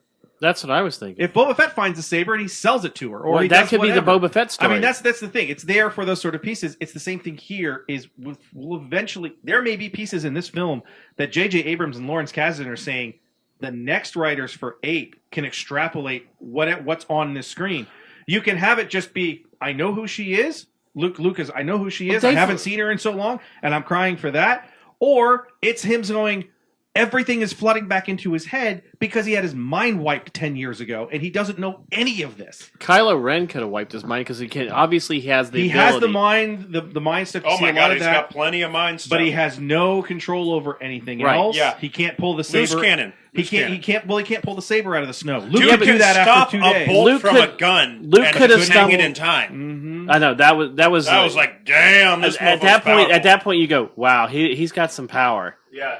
Which shows you that They did both, a great job that he's got power in certain instances, but he doesn't in Right. others. Yes, He's- he loses control. But that's Yeah. just it. They show you him. They show him losing control. That's why the great thing of Roy. to me, Rey's abilities didn't come on too fast. If she would, the very first time she tells that Again, stormtrooper, sci-fi fantasy piece. But even they came on. They came on the moment the story called for them. that we know of. But She was had- injected with midichlorians, and that's how she got. But she obviously had some kind of force sense to her to be able to do the things she does with flying the Falcon or with the mechanics like Anakin could do. I just love the zen that she got during the last battle when Kylo was kicking her ass. See, to and me, they're locked in, and he makes the worst mistake any Sith ever makes. Is like, "Hey, you're really strong in the Force, so why don't you join me and I'll teach you about the Force? The Force you have." Well, in you." and at She's that like- point, she's like, "Oh yeah, I do have the Force. I'm all." But it's also at that point, he's not there to kill her. He's there to turn her. The other thing is what's great about those only shots. Until he was like, "Hey, you're actually really good at this. I'm not going to kill you. I'm going to try and convert you." That wasn't the plan But right the away. other plan before was just wipe them out. The other great thing about the way that was shot is the up close of their faces with the lightsabers against it was priceless. I love that. You dummy! Don't you know that psychic links are two-way streets? And I was so Nice. glad pickup. that they used the little vented lightsaber pieces. That it wasn't there just for show. That he actually used them on Finn. got Finn in the shoulder. Yeah. Yeah. I still wish the that first was time Darth when Vader's crunched up lightsaber. the very first time I saw the picture of him holding the saber out, that one picture, I was like, somebody's losing a hand. Somebody's going to slide that up a saber and just yoink. There's a hand by hand. But nobody lost. Well, there was times where he Well, was he like, got him in the shoulder. Were you disappointed there was no dismemberment? Honestly, there should have been at least one hand or arm flying. For me, but the one callback that they didn't make that I kind of wanted, like as a prediction that for me just sort of like, well, that didn't work out. Because when you look at Ren's lightsaber, it looks like Darth Vader's lightsaber, but all crunched up and burned. And I was kind of hoping that, like, okay, if it's venting, it's because it doesn't work well, because it was, tossed down a giant all shaft. screwed up. Yeah, and it's just like, I found your lightsaber, grandfather. Look, I fixed it. No, I love the and fact now that it has little ends at the side. it's built by somebody that didn't know what they were doing. Right, no. Here's the thing. He would Or untrained. The implication is that Snoke taught him all this stuff. For There me, you go. For me, it would have been better if it's like why would I build my own lightsaber? I have grandfather's lightsaber. I can make this work again. But how would he have? But how does Maz have Anakin's lightsaber? It doesn't matter. It doesn't It's matter. Star Wars. That's why she has a saber. The Star Killer explodes and turns into another sun. It doesn't matter. His went down a shaft. So did the Luke's. other one blew up in the Death Star. His don't went know down the that. shaft. The other one in the Death Star. Luke could have picked it up. Yeah, Somebody could have grabbed it. Yeah, it doesn't It matter. doesn't- And it could be as simple as don't Luke see- gave it to Maz You before don't he took see. off. You don't see Vader's hand fall down the shaft. Yeah, you with don't it. see Vader's hand or saber fall down the shaft. It You could have just fallen it on the could have just gantry, fallen onto the grate. And as he picks Exactly. up Vader to carry him to the shuttle, he picks up the saber. Well, see, loops when the- I he first loops when the I saber. first started, when I first found out that the Kyber crystal was cracked, Which I would thought have maybe it was mean that Darth Vader's fucked up lightsaber from, Which what I- from, that- the, from, that's the, what I funeral, would've from the thought. funeral pyre in Return of the Jedi. He But- grabbed it out of the fire. Yeah. the ashes. But the But again, like that's one of the things. Like you want a good callback. Oh yeah, I don't remember what time it was. Whatever it is. So, somebody threw another. Yeah, we got some more two bombs something. in Okay. Okay, so on a scale of 1 to 10, how super excited are you to play drums with your microphone? How excited are we? Well, actually, say this: are we more excited for Rogue One or Episode 8? Rogue One. Yes. Stoked, man. Rogue One, because Rogue One. I'm super excited for Rogue One. Rogue One. Heist movie, dude. It's a Star Wars heist movie. It's an And action Alan film. Well, Tudyk's in it. well, even said it's a hard war film. I'm So, super a excited. hard Star Wars war film. That intrigue because that's what they I said. hope so. That's how they sold it at D23. Because I really hope that the anthology films are different than the trilogy Yes. films. That they have a different sensibility, a different tone, and a different. Is everybody like hoping and praying that they It's all do 10 of do Luke an Obi-Wan Skywalker's Kenobi kids. story, They're all and Bond. it is the Kenobi old Western spaghetti Western I would on love that. Tatooine? Yeah, I would. Sorry, I would And they love bring that. back Ewan McGregor Yes. to do You, it. Ewan Yes, McGregor yes. is petitioning He- really bad for that. Not only He is said he he would do it. petitioning for it, he did the line when she does Yeah. the like. Here's- he here's- officially okay, was like, we, "Yeah, that was we fun." haven't even gotten into the Easter eggs. Yeah, here's the thing. I would rather have a Darth Vader film before James Earl Jones dies. Sure. I'm fine with that. Interesting. I think the first anthology. Well, the guy who does his voice is also, I mean, The guy who's been doing it in like Clone Wars and stuff. Since for Yeah, years. it's not bad. Clone Wars he's was solid. Here's, Here's you're talking about as Anakin. No, No. Darth We're Vader. talking. There has The been Vader- other Darth Vader voices that the have Vader like in after Force the Unleashed. special is somebody different. The Vader after The Vader that's been No. hasn't Vader shown up in the second season? Not yet. And it was James Earl Jones Anyway. did the. Whoa! Yeah, Vader was in season 2 of Rebels. Yes, he was. Yeah, he's in the first episode. Yeah, you guys were talking He about how walks, he's in the he first walks episode. out Yeah. of the big mist and is like, Yeah, and it "Where actually, are the two?" yeah, it's been a while since they Yes, got James Earl Jones it's the to do first voice, episode, too. but it was James Earl Jones. Yeah. Okay. So and then I think after that, it's going to be. he hasn't another done guy. it I think yet, the first film they do after the trilogy is over, when people aren't sitting here going, "We have another episode to look forward to in 2 years," is the most important film because it proves the viability of Star Wars when you don't have this trilogy, the Skywalker trilogy through. Yeah. I think they would go with a Darth Vader film.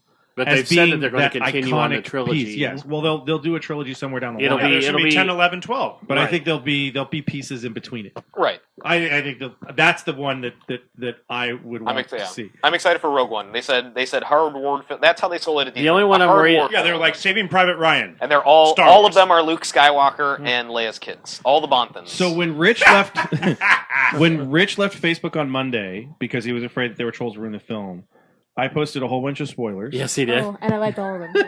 Oh, I didn't see this. The funny so I thing was put- my phone kept blowing up, so finally I deleted Facebook from my phone. Wow, because I just went instead in of and I was instead of like, just turning off notifications. yeah. So I put a. But I it had- also it kept me from inadvertently because you get into a rhythm. I found myself once you sit there, you'll pick up your phone in an elevator or Mhm, something. and you What, feel- what, yeah, if, what if Finn is I did the same Lobot's thing. baby?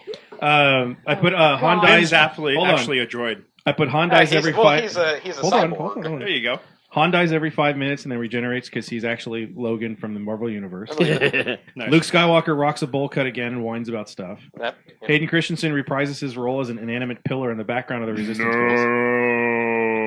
Chewbacca has been able to speak basic the whole time and has just been putting on a 50-year troll fest. That would be great. Andy Serkis, Gollum. Peter Jackson hired to direct Episode 10, The Precious Force. Which is, if you look at it, he kind of kinda looks looks like like Gollum. Tiny bit, bald head. J.J. Abrams shows up halfway through the movie and breaks the fourth wall. Hey guys, this is good, right? You like this, right? Please? Please tell me you like this. Kylo Ren is revealed to be a slim 70s era George Lucas, come to finish what he started by ruining the lives of dorks everywhere. Millennium Falcon receives a lowrider kit and airbag, so when it cruises down Coruscant Boulevard, Han Cholo looks fly. That kind of happened in the desert chase. Actually, in Yeah. the desert, she was sliding that thing like Tokyo Drift. Yoda returns. Just resting my eyes I was. Disappeared I did so as not to answer so many questions. Luke flies outdated X-Wing, gets laughed at by Poe and company. Then horror sets in when they see Luke's bumper sticker, incest is the best. Oh my god. Creators have lied to us and Jakku is revealed to actually be the new name for Tatooine. Quote, man, does everything happen here? Asks incredulous Han Solo. In the background, They Might Be Giants plays their new hit. Now it's Jakku, not Tatooine. Kylo Ren heads to Tatooine to kill that Rodian kid that Anakin got in a fight with in the deleted scene from Episode 1. Nice. After slicing the now decrepit senior citizen Ren sighs, now I have finished what you have started, Grandpa. Wedge Antilles is rumored to be in a scene, which turns out to be true. That turns out to be. But actually, Dennis Lawson just showed up to get to set one day to get some free craft services and walked through the shot to get to the table. Luke is only seen in the final shot of the film, in which he ignites his 36-blade super saber. Who's the coolest now, space bitches? That's what made me think of it. It's like he's going to build a new saber and it's going to have like 6 things on.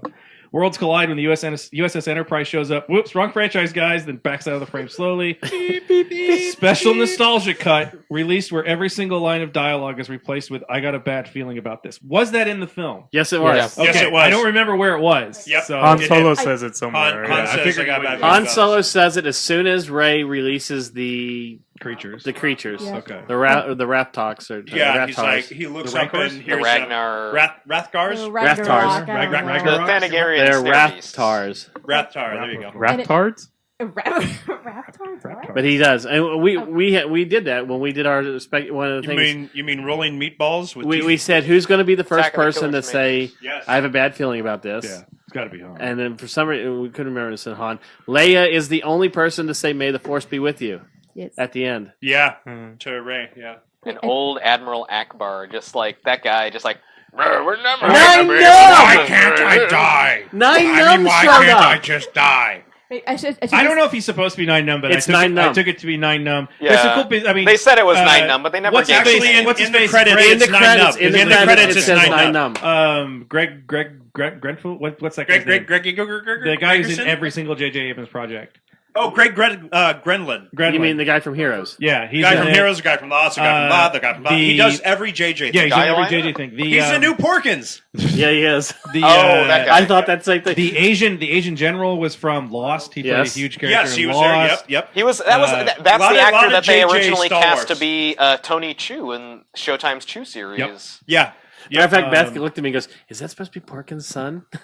Everybody I was with was like, "Was that Porkins too?" I was like, "It's got to be Porkins Jr." Okay, so They we forgot should. the Okay, tomatoes so on my Easter sandwich. Well, the Easter eggs. You've got Daniel Craig as the stormtrooper who gets mine. Yeah, he Yes. gets whatever. Daniel Craig gets R2KT's mine in it. mumbled. R2KT's in it twice. And you have Simon Pegg is her slaver Caretaker. boss. Yeah. Or caretaker, Jakku. slaver boss. Right. Millennium Falcon's a piece of crap that she steals on Jakku. that's The an one Easter thing egg, that it's a went major through my plot mind when they're just like slamming that thing into the, it's like Professor Farnsworth in the back of my head. It's like, how much pressure can this ship take? Well, it's a spaceship, so between 0 and 1. Yeah, exactly. And they're just smashing it into the ground. It's They're like, just slamming you're all it. dead. Why are you not dead yet? Of course, you have the force remote, the training remote. Yeah, the training remote was a nice little piece. You had the game. Mandalorian flag. out in Lightsabers front of are now like Maz's. Green Lantern rings. They can call to their users. Yes. Well, that was already set up in the expanded universe. Yeah, I know, but that doesn't count anymore. Not only the Mandalorian flag, they had the other symbol for The Boba Fett, 501st the baseball. the 501st flag. The space baseball. Baseball. In Spaceballs. when you go into Maz's castle, Yes. the first song you hear is obviously the big song that everybody was talking about. But then there's 2 other songs that You mean the new? Yeah. There is no new. but there's 2 songs in there that are from Jabba's palace. Oh, really? In the background, you can hear them. You hear both of the songs, and you hear. If only Max Rebo was alive to collect royalties from that Right? song, but God. instead he's What at the a bottom rich of the pit. trunk thing he'd be. Like I think in the credits it was actually it was called Jabba's something. Yes, it in the was. credits. Yeah. It's like So yeah, it's like I Jabba's. can't- It's like Jabba's jazz or like something. like a Jabba That's movement funny. or something. I don't know. Jabba's jazz.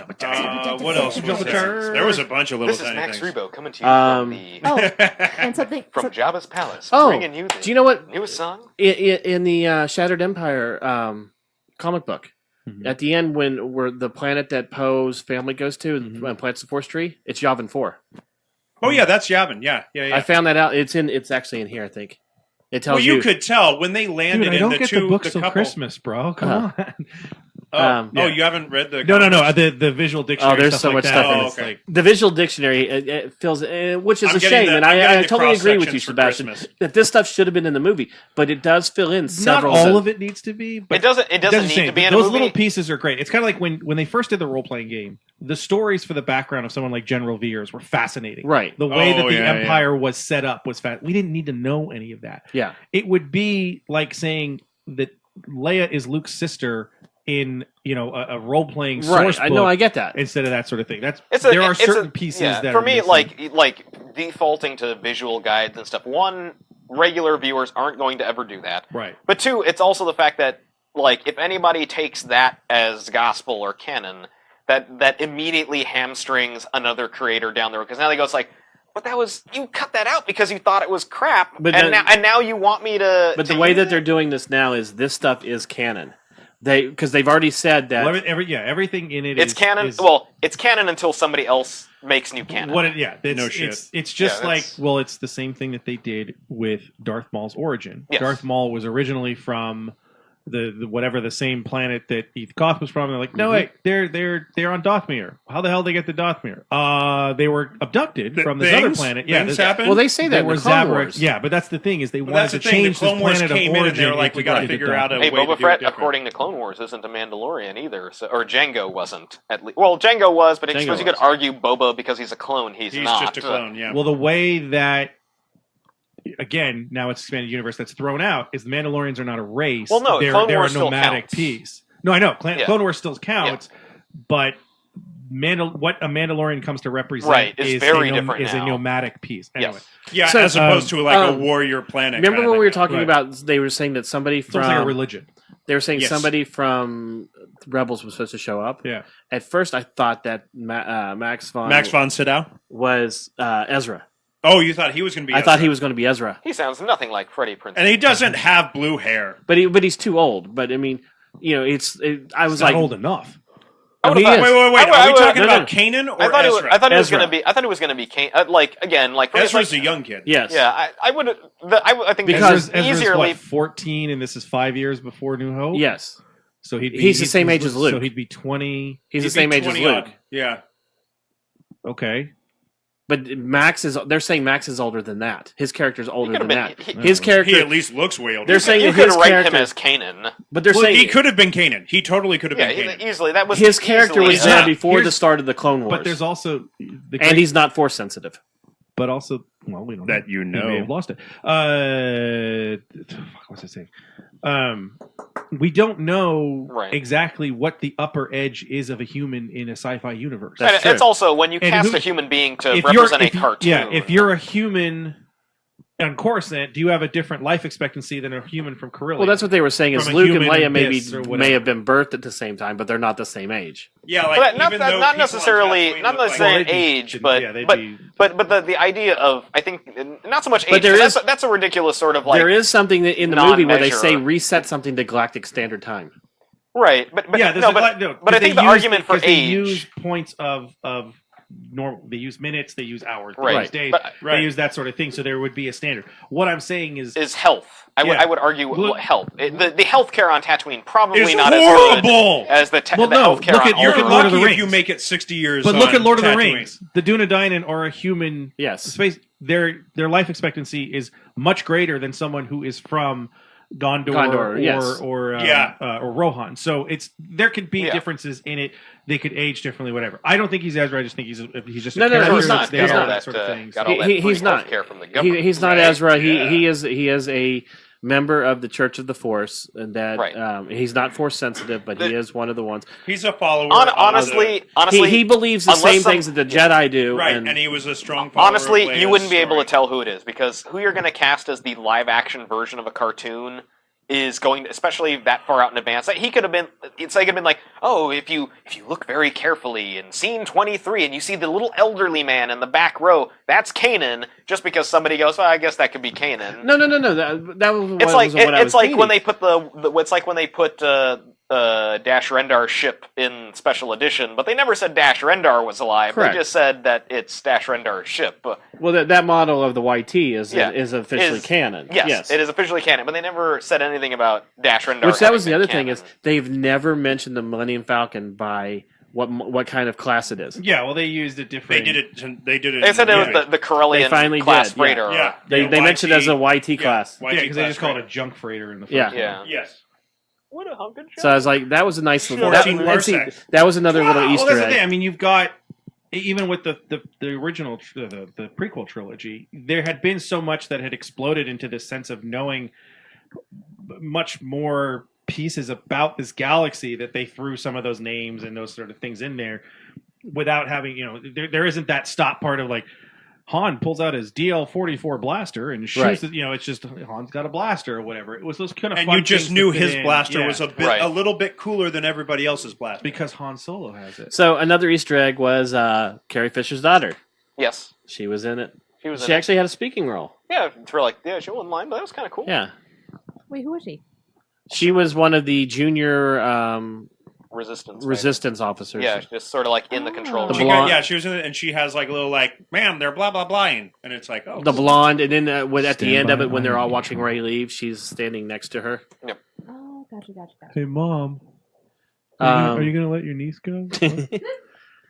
Yeah. Your daughter. I think that's about it so far that I've seen Well. that I recognized.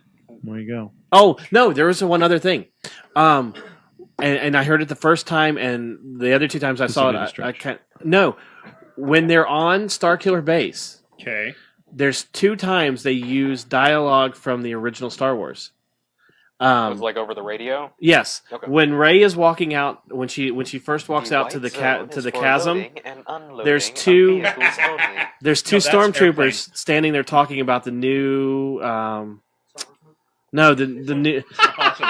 One of them says, So wait, you're telling me they have what in the movie? Have you seen the new Star Wars movie? Don't you tell me It's the- where it's the white dialogue- zone goes and I've heard where it doesn't it's go? pretty good. It's the dialogue that the two stormtroopers have when Obi-Wan Kenobi throws, does the Yeah, Force throw. Have you seen the new? Have you seen the new KT I don't know, model or whatever? Yeah, it's pretty good. And they have that one. And then when you see Han, Rey, was that? Chewbacca, and It's the Finn, same stormtroopers. and they're getting ready. That's They can never die. They're sitting there. What? It's Tag and Bink. Tag That's what I and was Bink just about to wins. say. Oh It's my Tag God, and Bink, Tag and Tag and fucking Bink Bink. make it out of the Death Star. Holy whoa. They become sadly they become Force ghosts. in that They were the story. same guys that were walking down the hallway, and the one grabs and you guys like, no, let's get out of here. Let's get out of And here. they're Boba Fett stormtroopers. Yeah, they're also the You think Red it's not recorded Guards. anymore? Yeah, no. Apparently there was another bleep that we need. Someone You're dropped gonna the have rest of to the listen. whole- And then Red the Guards. other one was when Han, Chewbacca, Finn, and Rey are standing there and they're getting ready to go down a corridor, and you see a bunch of stormtroopers go one way and they're standing on top. It's like almost 2 levels. Yeah. You hear very briefly. You hear, "Sir, we hear that they're splitting up. They're on levels," and it cuts it right there. They should have thrown in. They made it South, to the trash South Park's compactor. Jesse Jackson. So speech in the they were background. so completely cheap that they had to go back and find old audio files. But no, I thought that was real cool. That You like, got to do the. Yes. you have to be very quick to and Yep. What also shows that stormtroopers are completely unoriginal. Like, come up with new lines. Come on. You got to do the. You have to do the. Oh God, what's his name? The Rush Limbaugh from Blue Harvest on the radio. And what's with these Jedi? And let's talk about Lando Calrissian. Jesus. There's one line that I was kind of waiting for. So It's a trap. No, not. It's I not a love trap. you. Are you sure about this? Trusting a boy we hardly know. Basically, like for example, when I was waiting for somebody to tell somebody else, "Don't get cocky," especially when that's when like Finn was with the potion. He's like, I got him. I was expecting it there. They had the perfect opportunity to do that a couple of times. And also, I'm glad they did not. That would have been too long. I honestly, I was hoping for the "I love you, I know" with Well, Han it would have and been Leia. great if it was turned around. Right. That's I thought- the part that I've missed. I thought it was going to happen. I thought it was going. I thought he was going to say, "I still love you," and she was going to say, "I still know." Yeah. No, I thought he would have said, "I But it still didn't love happen. you," and she says, "I know." I thought that's how it was going to happen, But it didn't and they happen. didn't. They both just kind of just stood there and then parted. I was like, Yeah. "No, that was the moment." Because you got to save that for when Luke shows up and he says Huh? that to Leia. No, I know. Just saying that line in either way or form, that one of them says, "I still love you," Leia. and the other one says, "I still know." I know, Luke. I thought that would have been interesting. So, Agreed. I thought that was going to happen there. So, anybody got anything else? We've got 2 hours and 28 minutes here. holy crap! That's it? Really? That's it? Yeah, Well, we I've didn't been do the chest thumping part. Yeah, we did said it. all three we characters predicted movie. would be in completely different places. They would not be Oh together. yeah, so let's go including through Han it. and Leia, and everyone's like, no way, nope, they will. But and specifically said something bad happens. Luke Luke is disappears. gone. Han and Leia go back to what they know best. She goes back to the rebellion. He Resistance, goes back to and smuggling. he goes back to being a scoundrel. Yep. To go one up on that, I specifically said It's Han Solo's other daughter. no. I specifically said Luke trains. Han Luke Solo's goes to illegitimate train daughter. Solo's kid, and so Well, yeah, and he's he got turns those into in the different and he turns to the galactic dark side, which causes Han and Leia to split and causes Luke to go off into hiding. No, once I put the You look like a girl. Chris specifically You said had that 20 Rey years steals ago. the Falcon. I had Ray steal. After my wife left me, I had a I bad had night on that Coruscant. Finn is Lando's kid, and that's going to happen. That will We happen. know that's going to happen. You had Han dies, which is obvious, That was everybody was calling Han's death. and I didn't see a lot of people that believed it. I had a lot of I people telling me teetered didn't. between Han or Chewie. They always said it as a joke. We're like, now watch, he's gonna die in this No, movie. I thought I said No, he I- was going to die from the start. look. because- As soon as they No, said there he was had a lot of nowhere else to pieces. go in It the was Because Hold on, universe, hold Harrison on. wanted to go. Well, no, there was three things. you wouldn't tell One- from the promotions. Just the Gets paid a same lot of thing money. that Harrison said in Return of the Jedi. You can't go through this many films and not have one of us die. There's Yeah. no stakes. Yes. There's nothing there. Yeah. This is why Iron Man is dying in Infinity Gauntlet 1, because there's no stakes in any Marvel movies because they all make it out fine. Hawkeye Two, will finally die. Harrison Ford is too damn old to do 2 more films. He's older than all the rest. He's actually older than He's both the other two. significantly Yeah. older than the rest. And 3, Harrison Ford doesn't need to do any of these films. Correct. No, he owns half of Montana. Look. He's got Callista Flockhart to wait on him. Hand She's and making foot. all the money with Supergirl The fourth now. thing, Han's story came full circle. Scoundrel to a savior. Scoundrel to savior, back to scoundrel, Back and to savior. back to savior. Who does he save? He loses his son. And he saves himself by dying. Yeah. He saves the universe You have because a Ray. very odd definition of he saving. saves a universe. He saves the galaxy because He doesn't Ray. say crap. Because Kylo Ren Ray is still is his alive. illegitimate daughter. He does as well as Indiana Jones does. Kylo Ren is still alive to kill Luke Skywalker. Ren is You were the about to say that's to kill Hitler, weren't you? Yes, Ray- kill Hitler. That's Ray, another. Ray If is Kylo- the Mutt But Williams. Ray needs the If- push. Ray needs the push, and If he gives it to Kylo her. Ren kills Luke in the second film and Leia in the third, then we have it all worked out. We don't have to give any of these people contracts anymore. They're all dead. Another little Easter egg was the punch that Han Solo throws. It was. Oh well, they've used that in a lot of different. Lucasfilm has Yeah, that on. that- on yeah, standby. but that was such an old school that's punch. one of the the keys. Nazi march from Last Crusade for generic bad guy Yes. music score, which is like, look, normally I respect when John Williams does little callbacks to the other scores in his films because he's John Williams. He gets to do that. Yes. But then when you use it as an entire beat for a scene in your movie, it's like, what happened to you? He's 89 years Yes, old. exactly. He's 89 years To old. him, he thought it was a brand new song. He's written so much music he's forgotten. Jesus. He's turning in the music sheets, and JJ's like, John, this one right here. No, It's amazing, isn't it? No. No, we hear the ET Let him- theme in episode Dude, 8. I was listening to the Star Wars. I was listening to Star Wars music on the way to the theater the first night, and I forget which one of the songs is, but there's like a complete 3 or 4 measures that in the song that it's ET, Oh yeah. and I'm like, yeah, When here's I took a music appreciation course when I was a sophomore at Moore Park, and our teacher hates John Williams because he's like, this guy is so incredibly popular, and all he's ever done is rip off classical music. He uses the same 6 things all over again. He is a complete and utter hack. And you see, like, me, I took it with Eric too, and Eric and I are like, no, You're part of the Rebel Alliance and a traitor. Take him away. I'm dropping this class right now. Of course, this is the same guy that comes out. This is one of the best things. We had this audio system. We played it we took the class in the theater. He plays the Beatles and he walks and says, "Listen, just listen to it. Listen. They can't play. It's like they don't know how to classically play any of their instruments." He's saying it as a good thing, but it was just kind of funny the way he's like, they don't know how to play instruments. That was their They X didn't- factor. Yeah, that was if you yeah. really paid But it was attention. kind of but the John Williams thing was like, you blasphemous whore. Yeah. I'm gonna kill Yeah. you. But then, of course, I start listening and going, oh, damn it. A lot of these are the same, but it's He's really right. good. I love the old themes in it. I wish there was something new that connected with me. Maybe it will when I start actually listening to the soundtrack There's of that it. too. But I didn't. 1, 2, and 3, I walked out of the theater with Duel of the Fates, the Love Yeah. theme, and the Mustafar Duel. Two of the Fates. Big Well, and one. even Duel of Fates even is amazing. the song Duel of for Fates, the yeah. for the clones, the dun, That's what I'm saying. dun, dun, Yeah, not dun, the love theme. I'm dun, sorry. dun, dun, dun, The march, the clone march Yeah, at the end and of the film. we're both music score fans, and my big thing about music scores these days, and when people say like, "Oh, the music was great," I hate that you had to be the example for it. It's like, immediately, like when someone's like, "Oh, I love the score to Avengers." Oh, what was that score to Avengers? Oh, Avengers score sucked. But what he's saying but is that's that- the I get what you're example. when you saying. say you I like love it, I love the Inception score. I think the Inception Yeah, score Inception is score amazing. was But that's the thing is- fantastic. I had that with Thor, and I had that with Winter Soldier, where I really loved the music in it, and it was cool. The Thor, the pomp and the circumstance. Well, and even when you get And to the like Winter Soldier, of where the- you have that like that sharp, yeah, that. Oh, yeah. I love the music, And in those you're too, and I know the talking- soundtracks. you were talking about Ray's theme. and that's why I have Yeah. to go. It's like, oh yeah, what was that? And You're talking about yeah. when she was sitting out in front of the. She's eating her rations. She sees a ship taking off into the atmosphere. To me, that sounded like Leia's theme. it I was thought it was very Leia's. similar. I thought it was Leia's theme. That's why. I think. It was reason- either. I think the reason I liked it is not because it's such a revolutionary soundtrack.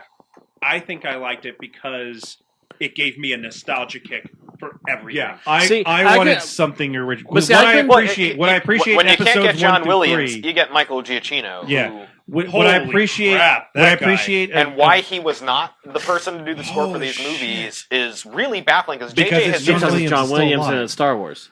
John Williams is going to score Star Wars. He's until going he to dies. scar He's gonna Star scar. Wars until we die. The interesting part is who they pick for the anthology films. Yes. Episodes 1 through 3, I love the soundtracks because they're new and they're different. They have iconic pieces to them. There's lots of music in those 3 that I really enjoy, and that's what I wanted. This whole movie was here. harkening back to the original. Yeah, it was a big love poem. And to I the couldn't original. tell if Rey's theme. fan film. It felt like it was Leia's, but it also felt a little like it was Luke too, almost like it was a combination of the two. I thought it felt like so. I heard She Luke. is their child then. Yeah. Oh yeah. Oh God. Han Solo's child is someone. That's why in the second movie My she's wife going to look left like me. Rachel Dratch when she's the Look, Leia Look fathered. at Twi'lek. What's your name? There is another Solo. Leia's the mother of Rey. She's the mother of Kylo Ren. She's the mother of Poe. She's the mother of Finn. Of Look, Finn. all the Bonthans that died, Skywalkers. There and aren't Solos. very many women in the Granted, Star Wars yeah, universe. she's the only woman in the Star Wars universe, so she had to mother them all. There's more women talking in this Mon movie Mothma. than there were in any other Star Wars movie combined. Or is it Mom? Yes, they had the men's Oh. sub cut where they have Dun dun dun. every female character that isn't Leia. It has less than 30 seconds of speaking lines in the There was even a female stormtrooper, other than Yeah. There were Other than 3 First Order female Glenn of Toth? officers. yes. The only thing they So kept they the did same. The only thing they kept the same with the First Order is none of them are aliens. Correct. They let the First Order be because let's face Any it, when human. when they did They when as when long they as you're did human. You know, I'm gonna for me, like when I when was they hearing shot the first 3 Stormtroopers- films, they basically went out to They were conscripted. British. They were Yeah, they were That just was- like here. We're just gonna. That was what else I had a available. problem with. I had an issue with this, and They I half-assed the Spartan origins from Halo for this movie. I know. I was talking to one of the members of the 501st because I was wondering if this was a conscious decision by JJ and the production, or if it was just bad casting for stormtroopers. Because I said I don't really like the new armor because it's very husky. It's very and armor. But if you look at it, if you look at the original film with all the stormtroopers, it was very slim fitting. They were all very uniform, not just the costume, but the characters in the costume. Like, they all look about the same. If you look at this, the stormtroopers vary in weight or in mass. Yeah, but they did in the original movie too. One stormtrooper, Not as much. One stormtrooper wangs his head on a door opening in A New Hope. But that has nothing. He's at least a head taller. So I mean, they always had. But their frame is very similar. You didn't when you look at this. It's a new universe. Well, that's the thing is in the last movies or in earlier movies, they're all shown as clones. Not in the original trilogy. Well, the rewriting of it is by the time they get the original trilogy, they're a mix of clones and conscripted. But now when you get to Rebels, the clones have all been retired. Yes, it used to be the old all clones are stormtroopers, but not all stormtroopers are clones. And then when you get to Rebels, it's just they're all conscripts. Luke presumably was going to become one. He was going to become a pilot. He wanted to be a pilot. Yeah. Han was at the Imperial Academy, and he was going to become a stormtrooper. And then by this one, everyone must be stormtroopers. For me, I sat through the movie. It's like, oh, are they going to go like? For me, when they did talk about, it's like, oh, you're TK or you're FN 724, whatever. And he's like, I can't pronounce it. It's like, well, it's the only life I know. They took me from, and it was like, sounds like Halo, but really sounds like kind of just being really lazy about stealing the Spartan origins for Halo, where Dr. Halsey would kidnap children and then genetically mutate them with super soldier serum to make them the greatest soldiers in the galaxy. To be fair, that's another trope of a lot of sci-fi movies. It's a trope but for this it's a trope. It's even kind of the idea of the Nazis. If you go back to that, not necessarily. Now, the other that was the other thing. Stormtroopers are Nazis. The other thing I was worried about was that they were doing away with the TK for the stormtroopers, which they haven't. There's a lot of the stormtroopers that are TK. That would just be a designation by your unit. Yeah, it would just be right because I always thought it is that the TK is all the troopers that would be stationed on the Death Star. If you're just like your garrison is TK and Finn's garrison is FN. But the way it's developed is that anybody that's not an officer or anything like that, they're all part of the TKs. But now, TK, what name what'd you call him? It's like, oh, my name is TK. It's like Tic Tac. Tic Tac. I'm going to call you Tic Tac. But apparently the other... I like that a lot, as he sweats profusely. I like that. It was nice to see him calm down after that. So the other stormtrooper that died that puts a hand on him is... Most sweaty Star Wars character, Finn or Jabba? Does Jabba Jabba actually? I don't think Jabba sweat. Jabba's greasy, not sweat. I think he's just It's slimy. However, greasy. Jabba sweat by just sitting there. At least Finn was running around. He was running around in a So you know in a you gotta warm give him armor. you Yeah, gotta Jabba's give him just some credit. Chada no wunga. It's like the guy in Lost, always out of breath. Kate. Okay, so we have to go back to the island. We have to go back. We got about 95% of this film. Speculation. As soon as I walked out of the theater, once I finally got my phone charged because it died, I texted you. Between the two of us, I think we called about 95%. Right. Even Shauna was worried about spoilers. It was like, there's no spoilers in this movie that you would not already know by just being part of the podcast. All theories, but so much is right. And apparently, Mikey was pissed. Were you pissed, Mikey? What? Yes. Why? Because it just You're right. ruins it. Because he's rolling his eyes every 10 minutes, like. Even for me, like me and the other Travis, we were talking. It's like, man, dude, we can't wait for the reaction of all the Phasma fans to see her die like a punk. And then presumably they can bring her back. Whatever they've sort of. We said don't that know she's she coming actually. back. Here's the thing. I'm not. They don't throw her. They don't show you throw her down right. the chute. She could have gotten out. Yeah, exactly. There's a lot of what ifs. But even for me, just sitting there, just like, hey, she's gonna die. And then I just imagined her shit, and then planet crushes in on itself. Like, well, they did take her out like a punk, though. I mean, she they did. captured her Immediately. You want to talk? If there's two in terms of character disappointments, is one is Posen in the film enough. I liked Isaac Isaac. I loved him, and I wanted more of him. Even though he is a very archetypical character, but he was very. I love that first moment of who speaks first. And Captain Phasma. I love that. Captain Phasma. Her role did not disappoint me because, again, me and Travis joking, we're like, character's got a cape. She's the next Boba Fett. Here comes Boba. Yeah, how's she gonna go? And then it's like trash compactor, and then blown up by a planet.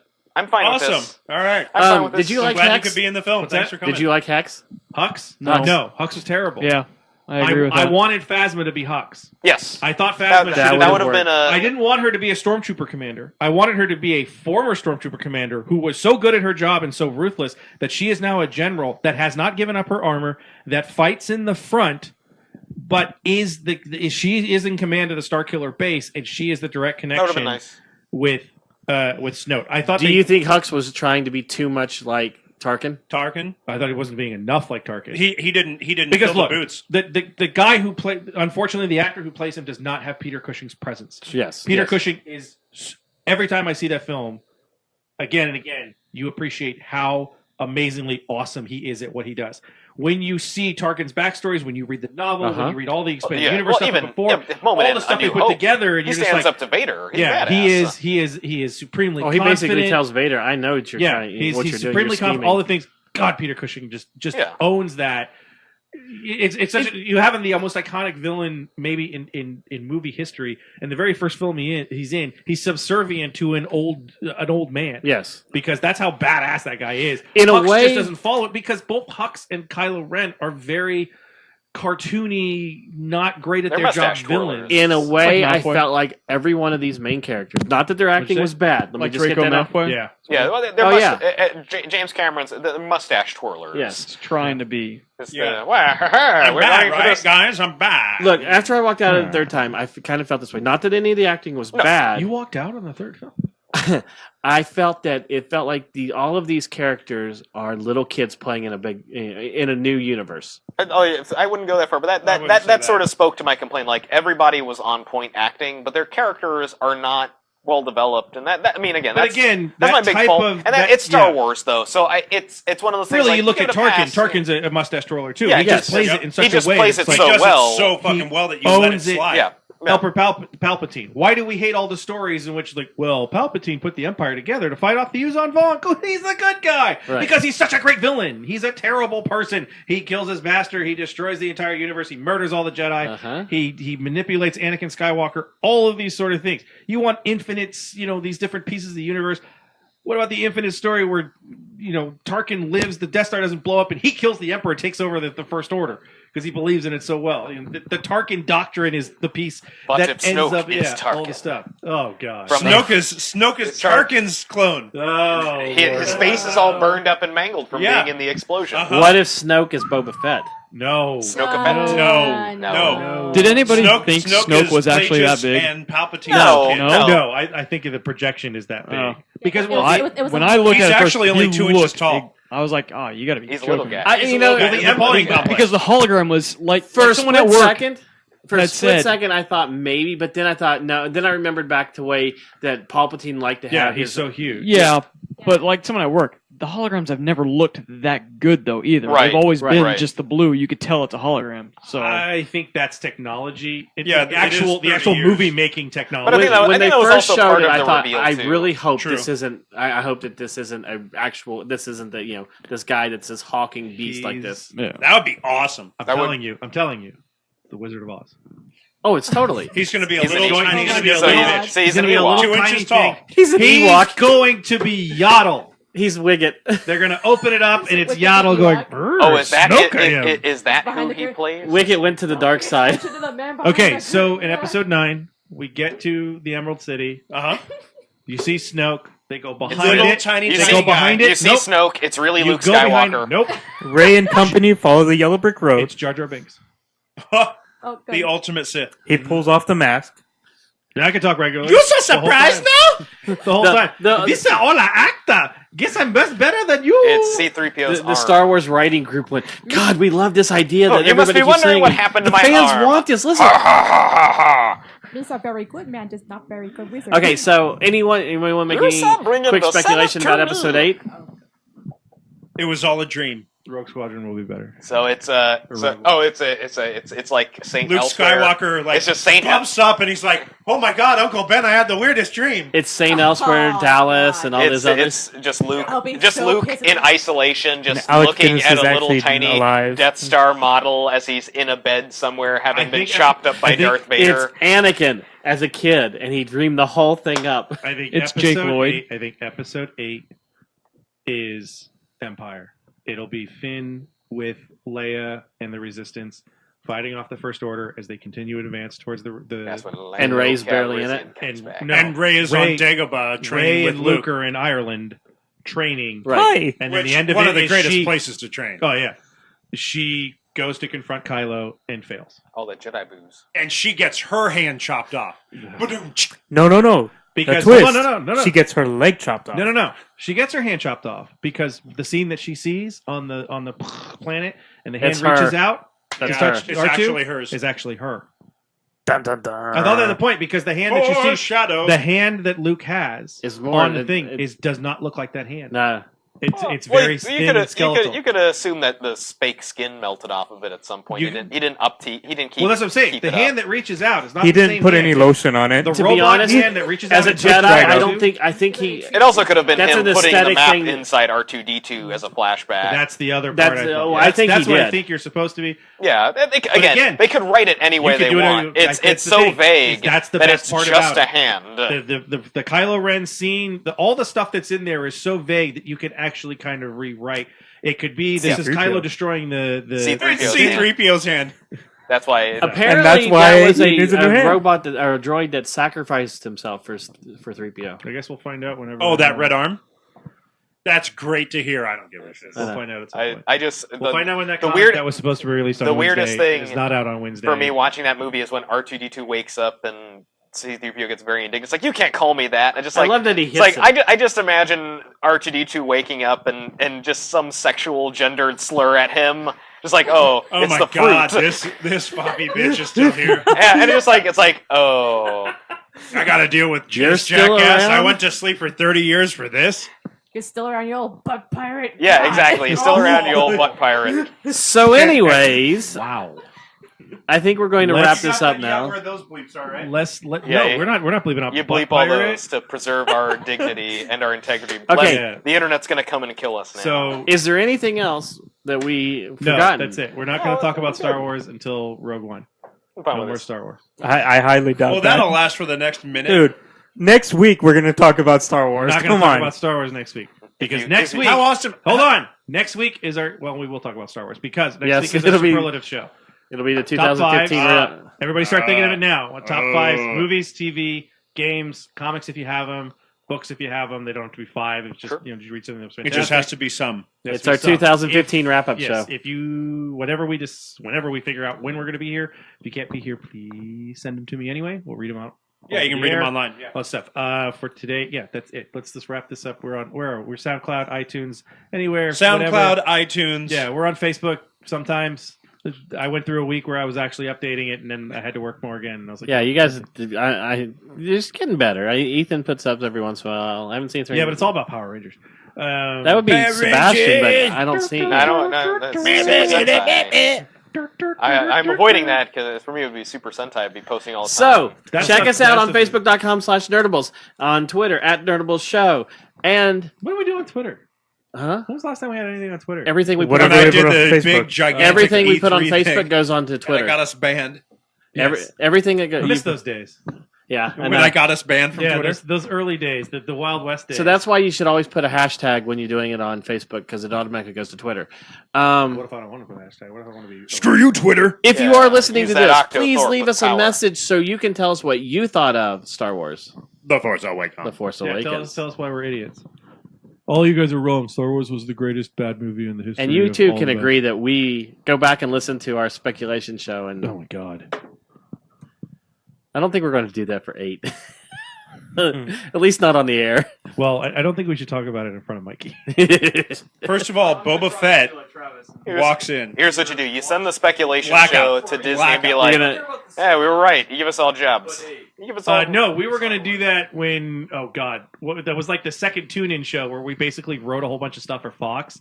Where we were like, dude. Why is there no Radioactive Man movie within the Simpsons universe that is then on TV? Why isn't that there? There was something else we came up with. We went on a Oh, we did it God. X-Men or something. It was something crazy. It was good. Oh, it was so good. There were a couple. Yeah, there were a I'm couple. surprised good you ones. haven't seen any of that out there. I know, right? I mean, really, Travis and I are brilliant. It's amazing. That's why we work at a comic book store. I'm so glad they think it's just them. Yeah, a doctor who has that's flashbacks. what makes genius genius. It's that sense of self. Actually, you that's had very true. Yeah, okay. A doctor who has What did you put out flashbacks. there? I haven't seen. There's- I haven't seen you write out. What have you enough. done, Rich? Yeah, where's all the Where's Fox all your movies stuff? that are there? Where's all your okay. TV Where's shows this and R2 movies? film that you told me about 5.5 years ago? That's It's still half built. that's not half. That's a That- couple that's- rails that's in a been circle. asleep for 30 years right there. It's gaining rust. That's on that box right there. That's on low power mode. When I opened that box right there, That's then on no power. then mode, the 'cause pieces will start coming There's in. no other pieces in there. Anyway, yes. So on that note, we'll see you next time, and may the force be with you.